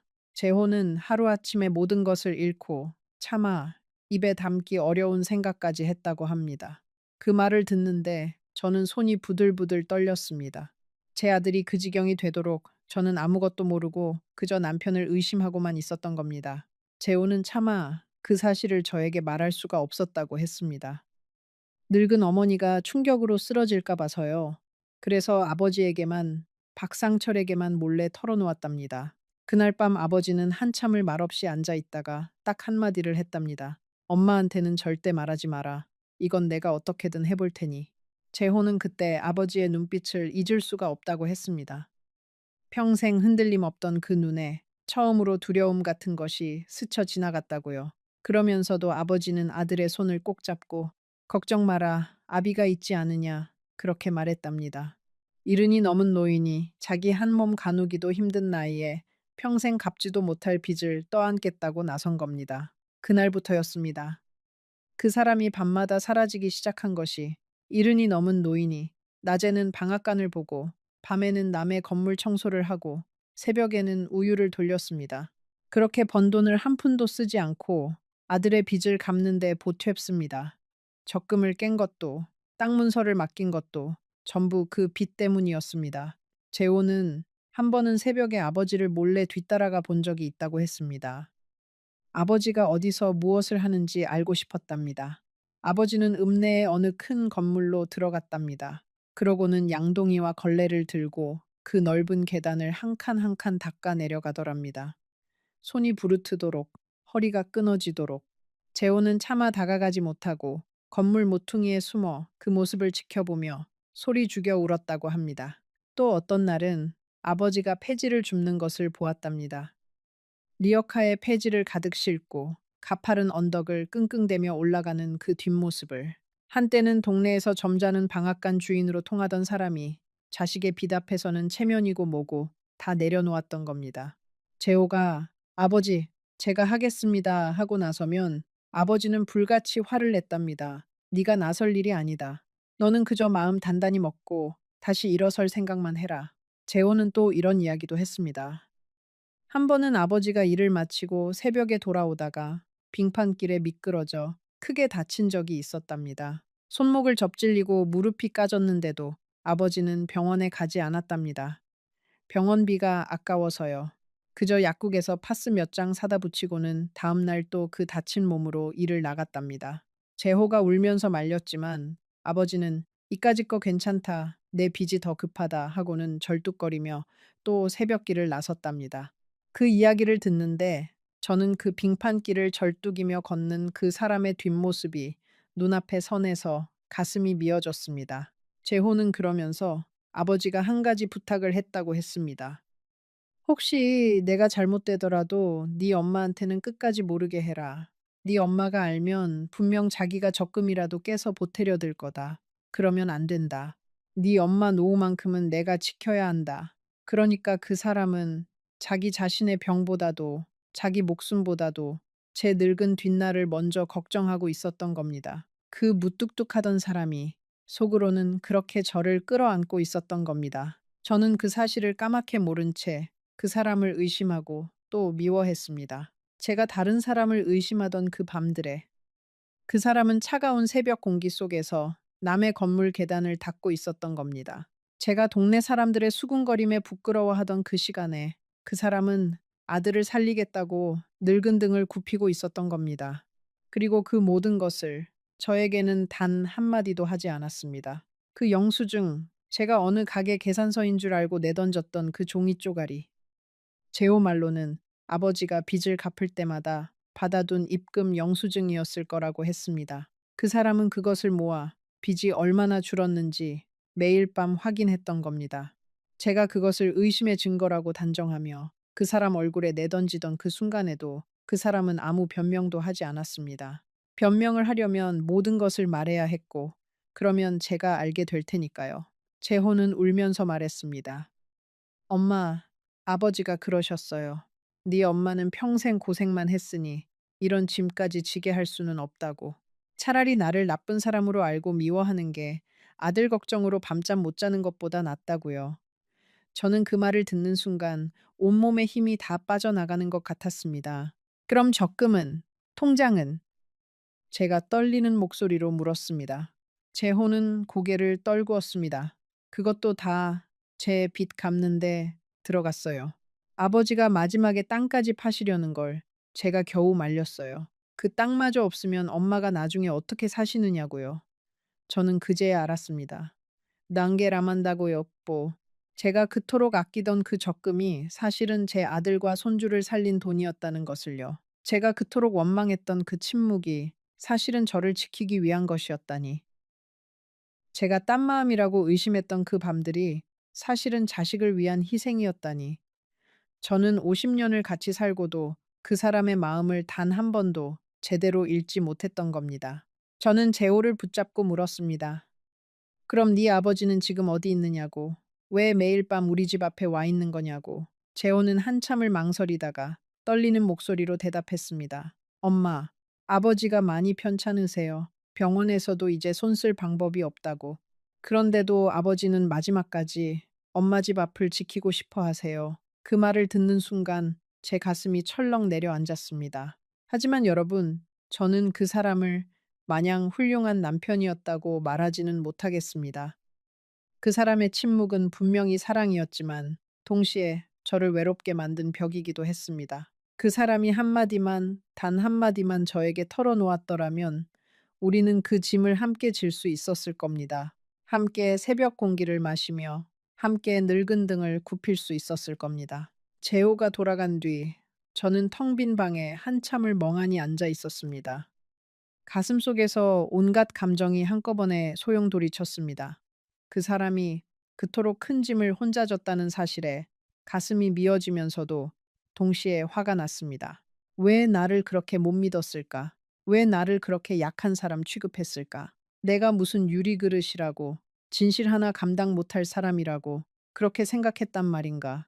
50년을 같이 산 부부 사이에 그렇게 큰 비밀이 가능하다는 것이 저는 믿기지 않았습니다. 한 이불을 덮고 자면서 같은 밥상에 마주 앉으면서 어떻게 그 무거운 것을 혼자만 알고 있을 수 있었을까요? 그 사람은 저를 보호한다고 했지만 그 보호가 결국 우리 부부를 갈라놓았습니다. 비밀이라는 것은 아무리 선한 마음에서 시작되었어도 결국 사람과 사람 사이에 벽을 쌓는 법이니까요. 저는 그 사람의 마음을 이해하려고 애썼습니다. 그 사람이 자란 시대를, 그 사람이 배운 사내의 도리를 떠올려 보았습니다. 약한 소리 하면 안 된다. 가장은 가족을 지켜야 한다. 힘든 건 혼자 삼켜야 한다. 그런 무거운 짐을 평생 어깨에 지고 산 사람이었습니다. 그러니 마지막 순간에도 그 짐을 내려놓는 법을 끝내 몰랐던 거지요. 그게 그 사람의 사랑이자 동시에 그 사람의 한계였습니다. 그 사람은 저를 보호한다고 믿었겠지요. 그런데 그 보호가 결국은 저를 가장 깊이 외롭게 만들었습니다. 부부라는 것이 무엇입니까? 좋은 것만 나누는 사이가 아니라 무거운 것을 같이 드는 사이가 아닙니까? 그 사람은 그 무거운 것을 혼자 들겠다고 고집을 부리다가 결국 저를 자기 인생의 가장 중요한 순간에서 밀어내버린 겁니다. 저는 그날 밤 곧장 그 사람을 찾아갔습니다. 재호가 일러준 주소는 읍내 외곽의 허름한 단칸방이었습니다. 이혼하면서 집을 저에게 다 넘겨주고 자기는 그 작은 방으로 들어간 것이었습니다. 문을 열고 들어서니 방 안에는 약봉지가 가득했습니다. 그리고 그 사람은 차가운 방바닥에 힘없이 누워 있었습니다. 방은 한 사람이 겨우 누울 만큼 좁았습니다. 벽에는 곰팡이가 거뭇거뭇 피어 있었고 창문 하나 제대로 없어 한낮에도 어두컴컴했습니다. 그 사람은 우리가 50년을 함께 산 그 따뜻한 집을 저에게 다 내어주고 정작 자기는 이런 곳에서 마지막을 준비하고 있었던 겁니다. 방 한 구석에는 낡은 밥솥 하나와 반쯤 비운 미음 그릇이 놓여 있었습니다. 제대로 챙겨 먹지도 못한 흔적이었습니다. 저는 차마 발을 옮기지 못하고 문간에 서 있었습니다.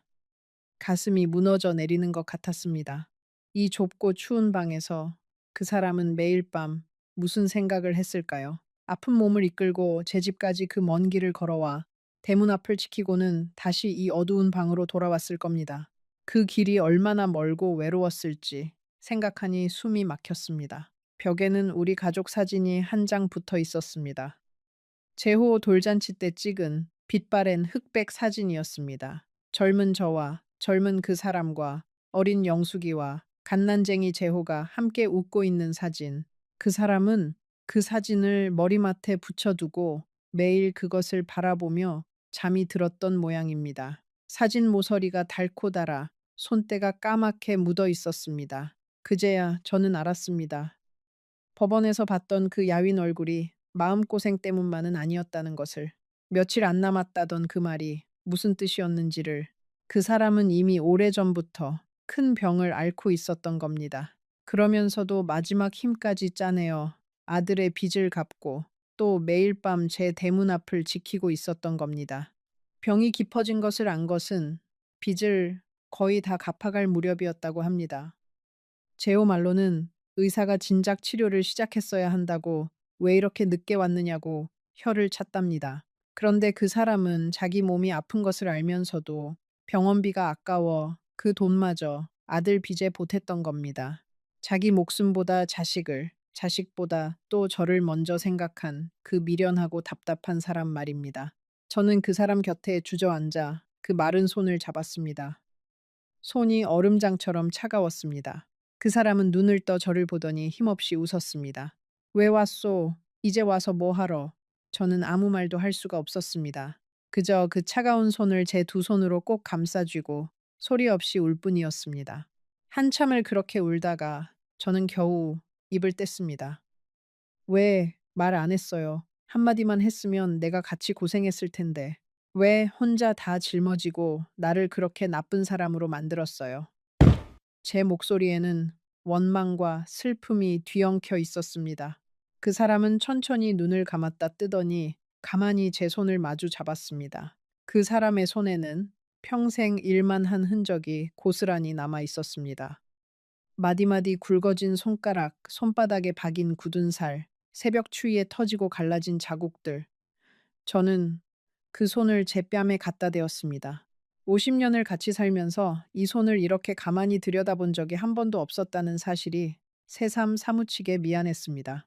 이 손이 우리 식구를 먹여 살렸고, 이 손이 자식의 빚을 갚았고, 이 손이 한밤중에 제 집 대문을 고쳤던 겁니다. 여러분, 잠시 후 저는 그 사람의 입에서 50년 동안 한 번도 듣지 못했던 말을 듣게 됩니다. 그 한마디가 제 평생을 어떻게 뒤흔들었는지 조금만 더 들어주세요. 그 사람은 떨리는 목소리로 천천히 입을 열었습니다. 왜 진작 말하지 않았느냐는 제 물음에 그는 한참을 침묵하다가 이렇게 말했습니다. 당신이 짐을 지는 게 싫었소. 나는 평생 당신한테 좋은 남편이 못 됐으니까. 마지막으로 한 번쯤은 당신을 편하게 해주고 싶었소. 저는 그 말에 가슴이 미어졌습니다. 그런데 왜 이혼은 받아줬어요? 제가 물었습니다. 그러자 그 사람은 이렇게 답했습니다. 내가 이렇게 가고 나면 당신한테 빚 독촉이 갈까봐 무서웠소. 차라리 남남이 되어 있으면 당신만은 깨끗할 테니까. 그게 내가 당신한테 해줄 수 있는 마지막이었소. 그러니까 그 사람은 마지막 순간을 앞두고서도 오직 저를 보호할 생각만 하고 있었던 겁니다. 저는 그 사람의 가슴을 두드리며 원망했습니다. 바보같이 왜 혼자 다 짊어졌느냐고. 우리가 부부였는데 왜 그 무거운 것을 나누어 들 생각을 못했느냐고. 그 사람은 제 손을 잡고 미안하다는 말만 되풀이했습니다. 그 미안하다는 말 속에 50년 동안 하지 못했던 모든 말이 담겨 있는 것 같았습니다. 그날 밤 저는 그 단칸방에서 그 사람 곁을 지켰습니다. 50년을 같이 살았어도 그렇게 손을 꼭 잡고 밤을 새운 적은 처음이었습니다. 그 사람은 저에게 옛날 이야기를 했습니다. 신혼 때 단칸방에서 살던 이야기, 첫 아이를 낳던 날, 병원 복도에서 발을 동동 구르던 이야기, 평생 입이 무겁던 사람이 마지막이 다가오니 그제야 본물 터지듯 이야기를 쏟아냈습니다. 그 사람은 신혼 첫날 밤 이야기를 했습니다.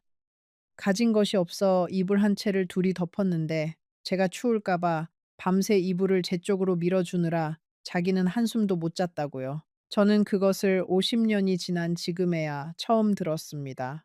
그때 저는 그 사람이 그저 잠귀가 어두워 잘 자는 줄로만 알았는데 사실은 제가 따뜻하게 자도록 밤새 떨고 있었던 겁니다. 그 사람의 사랑은 늘 그런 식이었습니다.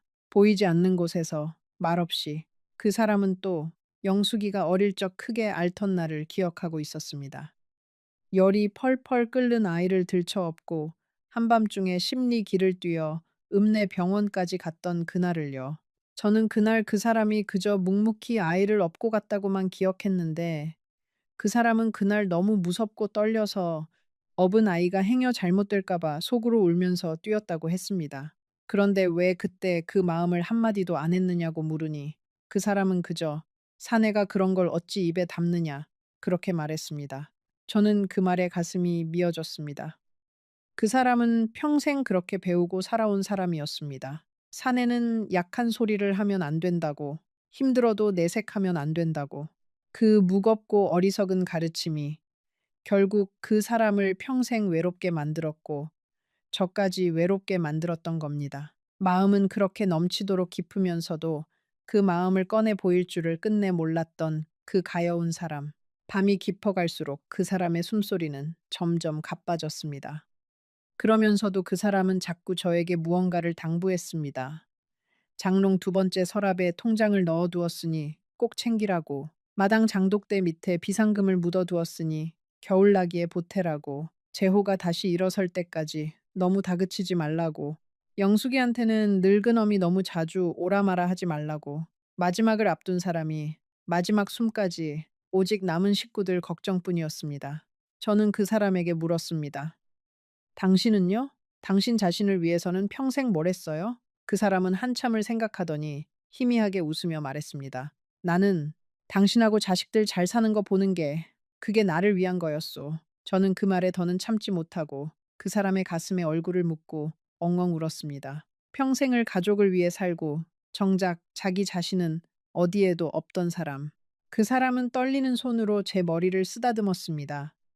평생 한 번도 해주지 않던 그 손길이 그 마지막 밤에야 처음으로 제 머리 위에 내려앉았습니다. 울지 마오. 나는 당신 만나서 자식 둘 낳고 그만하면 잘 산 인생이요. 후회 없소. 그 사람은 그렇게 말했지만 저는 압니다. 후회가 왜 없겠습니까? 다만 마지막까지 저를 안심시키려고 그렇게 말한 것이겠지요. 새벽이 가까워 올 무렵 그 사람은 잠시 정신이 또렷해졌습니다. 그러더니 저를 가만히 바라보며 50년 묵은 이야기를 꺼냈습니다. 사실은 젊었을 때 저에게 편지를 쓴 적이 여러 번 있었다고요. 사랑한다고, 고맙다고, 그렇게 적은 편지를 그런데 붙이지는 못하고 늘 서랍 속에 넣어 두었다가 찢어버렸다고 했습니다. 쑥스러워서 산에 닿지 못한 것 같아서 저는 그 말을 듣고 평생 받지 못한 그 편지들이 너무 아까워서 또 울었습니다. 저는 그 이야기를 들으며 우리가 잃어버린 시간들이 너무 아까워서 견딜 수가 없었습니다. 조금만 더 일찍 서로의 마음을 열었더라면 그 사람이 조금만 덜 미련하고 제가 조금만 더 그 사람을 믿었더라면 우리는 이 마지막 밤을 이렇게 슬프게 맞지 않아도 됐을 텐데요. 저는 그 사람의 귀에 대고 평생 못했던 말을 했습니다. 여보, 미안해요. 당신을 그렇게 의심해서, 당신 마음을 그렇게 몰라줘서, 그리고 고마워요.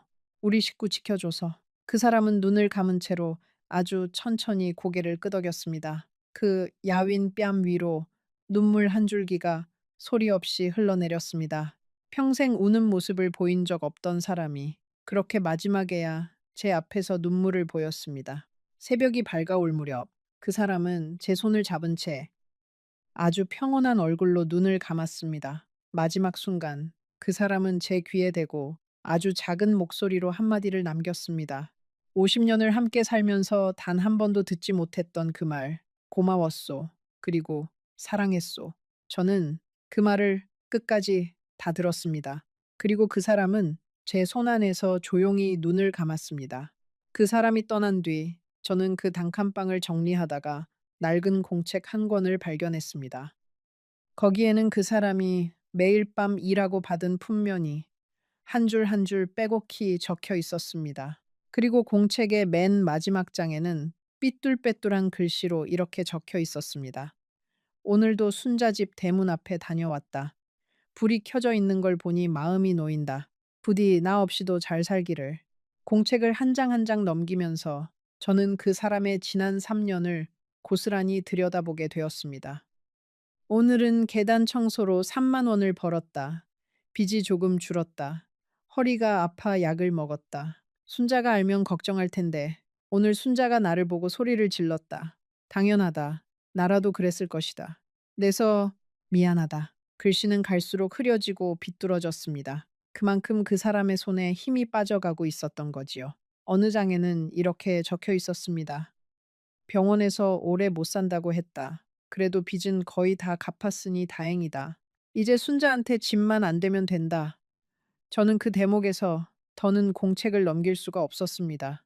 자기 목숨이 얼마 안 남았다는 그 무서운 말을 그 사람은 이렇게 담담하게 오직 저와 자식 걱정으로만 적어 두었던 겁니다. 정작 자기 자신의 두려움이나 서러움은 단 한 줄도 없었습니다. 또 어느 장에는 이혼하던 날의 기록이 있었습니다. 오늘 순자와 남남이 되었다. 이렇게 해야 내가 떠나도 순자한테 빚이 안 간다. 잘한 일이다. 그런데 왜 이렇게 가슴이 아픈지 모르겠다. 그 마지막 문장에서 저는 그만 공책을 끌어안고 주저앉아 버렸습니다. 그 사람도 아팠던 겁니다. 저만큼이나, 아니 저보다 더. 다만 그 아픔을 아무에게도 보이지 않고 이 작은 공책에만 몰래 적어두었던 거지요. 저는 그 공책을 끌어안고 한참을 울었습니다. 그 사람은 떠나는 순간까지도 제가 잘 자고 있는지, 제 집에 불은 잘 들어오는지 그것만을 걱정하고 있었던 겁니다. 제가 그 사람을 의심하고 원망하던 그 모든 밤에 그 사람은 그저 제 창문의 불빛 하나에 안도하며 어둠 속으로 돌아가고 있었던 겁니다. 장례를 치르던 날, 영숙이가 그 공책을 읽고는 오열했습니다. 엄마, 나는 아버지를 그렇게 미워했는데 나는 아버지가 정말 딴 마음을 먹은 줄 알고 친구들한테 우리 아버지 흉까지 봤는데 영숙이는 아버지의 영정 앞에서 무릎을 꿇고 한참을 일어나지 못했습니다. 우리 모두가 그 사람을 평생 오해하고 살았던 겁니다. 가장 가까이 있던 가족들이 가장 그 사람을 몰랐습니다. 재호는 아버지의 빚장부를 끌어안고 다시는 아버지 같은 미련한 짓은 하지 않겠다고 반드시 다시 일어서겠다고 다짐했습니다. 빈소를 찾은 동네 사람들은 박영감이 딴 마음을 품은 게 아니라 자식 빚을 갚느라 그 고생을 했다는 사실을 뒤늦게 알고는 하나같이 고개를 숙였습니다.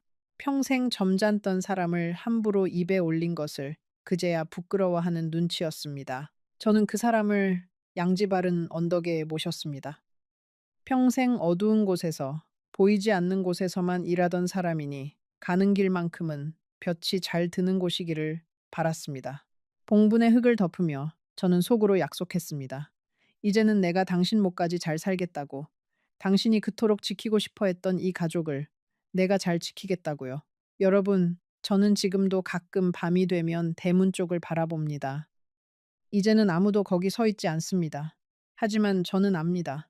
그 사람이 매일 밤 거기 서서 제 집의 불빛을 바라보며 무슨 생각을 했는지를, 그리고 제가 평생 오해했던 그 침묵이 사실은 가장 큰 목소리로 저를 사랑하고 있었다는 것을요. 사람의 마음이라는 것이 참 무섭습니다. 한번 의심하기 시작하면 사랑마저도 배신으로 보이고 희생마저도 외면으로 보입니다. 저는 50년을 같이 산 사람을 마지막 한 달이 되어서야 비로소 알게 되었습니다. 그리고 그 한 달이라는 시간이 저에게는 평생 갚지 못할 빚으로 남았습니다. 여러분께 한 가지만 부탁드리고 싶습니다. 혹시 여러분 곁에 말없이 무뚝뚝하기만 한 사람이 있다면 그 침묵을 너무 빨리 미움으로 바꾸지 마세요. 그 무뚝뚝한 등 뒤에 차마 말하지 못한 마음이 숨어 있을지도 모릅니다. 오늘 밤 그 사람의 거친 손을 한번 가만히 잡아보세요. 그 손이 어떤 세월을 견뎌왔는지 한 번쯤 들여다보세요. 너무 늦기 전에 말입니다. 저는 이제 매일 밤 일부러 거실불을 켜두고 잠을 잡니다. 혹시라도 그 사람이 아직 어딘가에서 제 집을 바라보고 있다면 잘 지내고 있다고, 걱정하지 말라고 그렇게 말해주고 싶어서요. 침묵으로 평생을 사랑한 그 사람에게 이제는 제가 불빛으로 대답을 하고 있는 셈입니다. 오늘의 이야기가 여러분에게 조금이라도 감동을 주었다면 지금 화면에 나타나는 다음 이야기도 꼭 읽어보시기 바랍니다. 오늘의 이야기보다 훨씬 더 가슴 뭉클한 이야기이니 부디 놓치지 말아주시기를 부탁드립니다.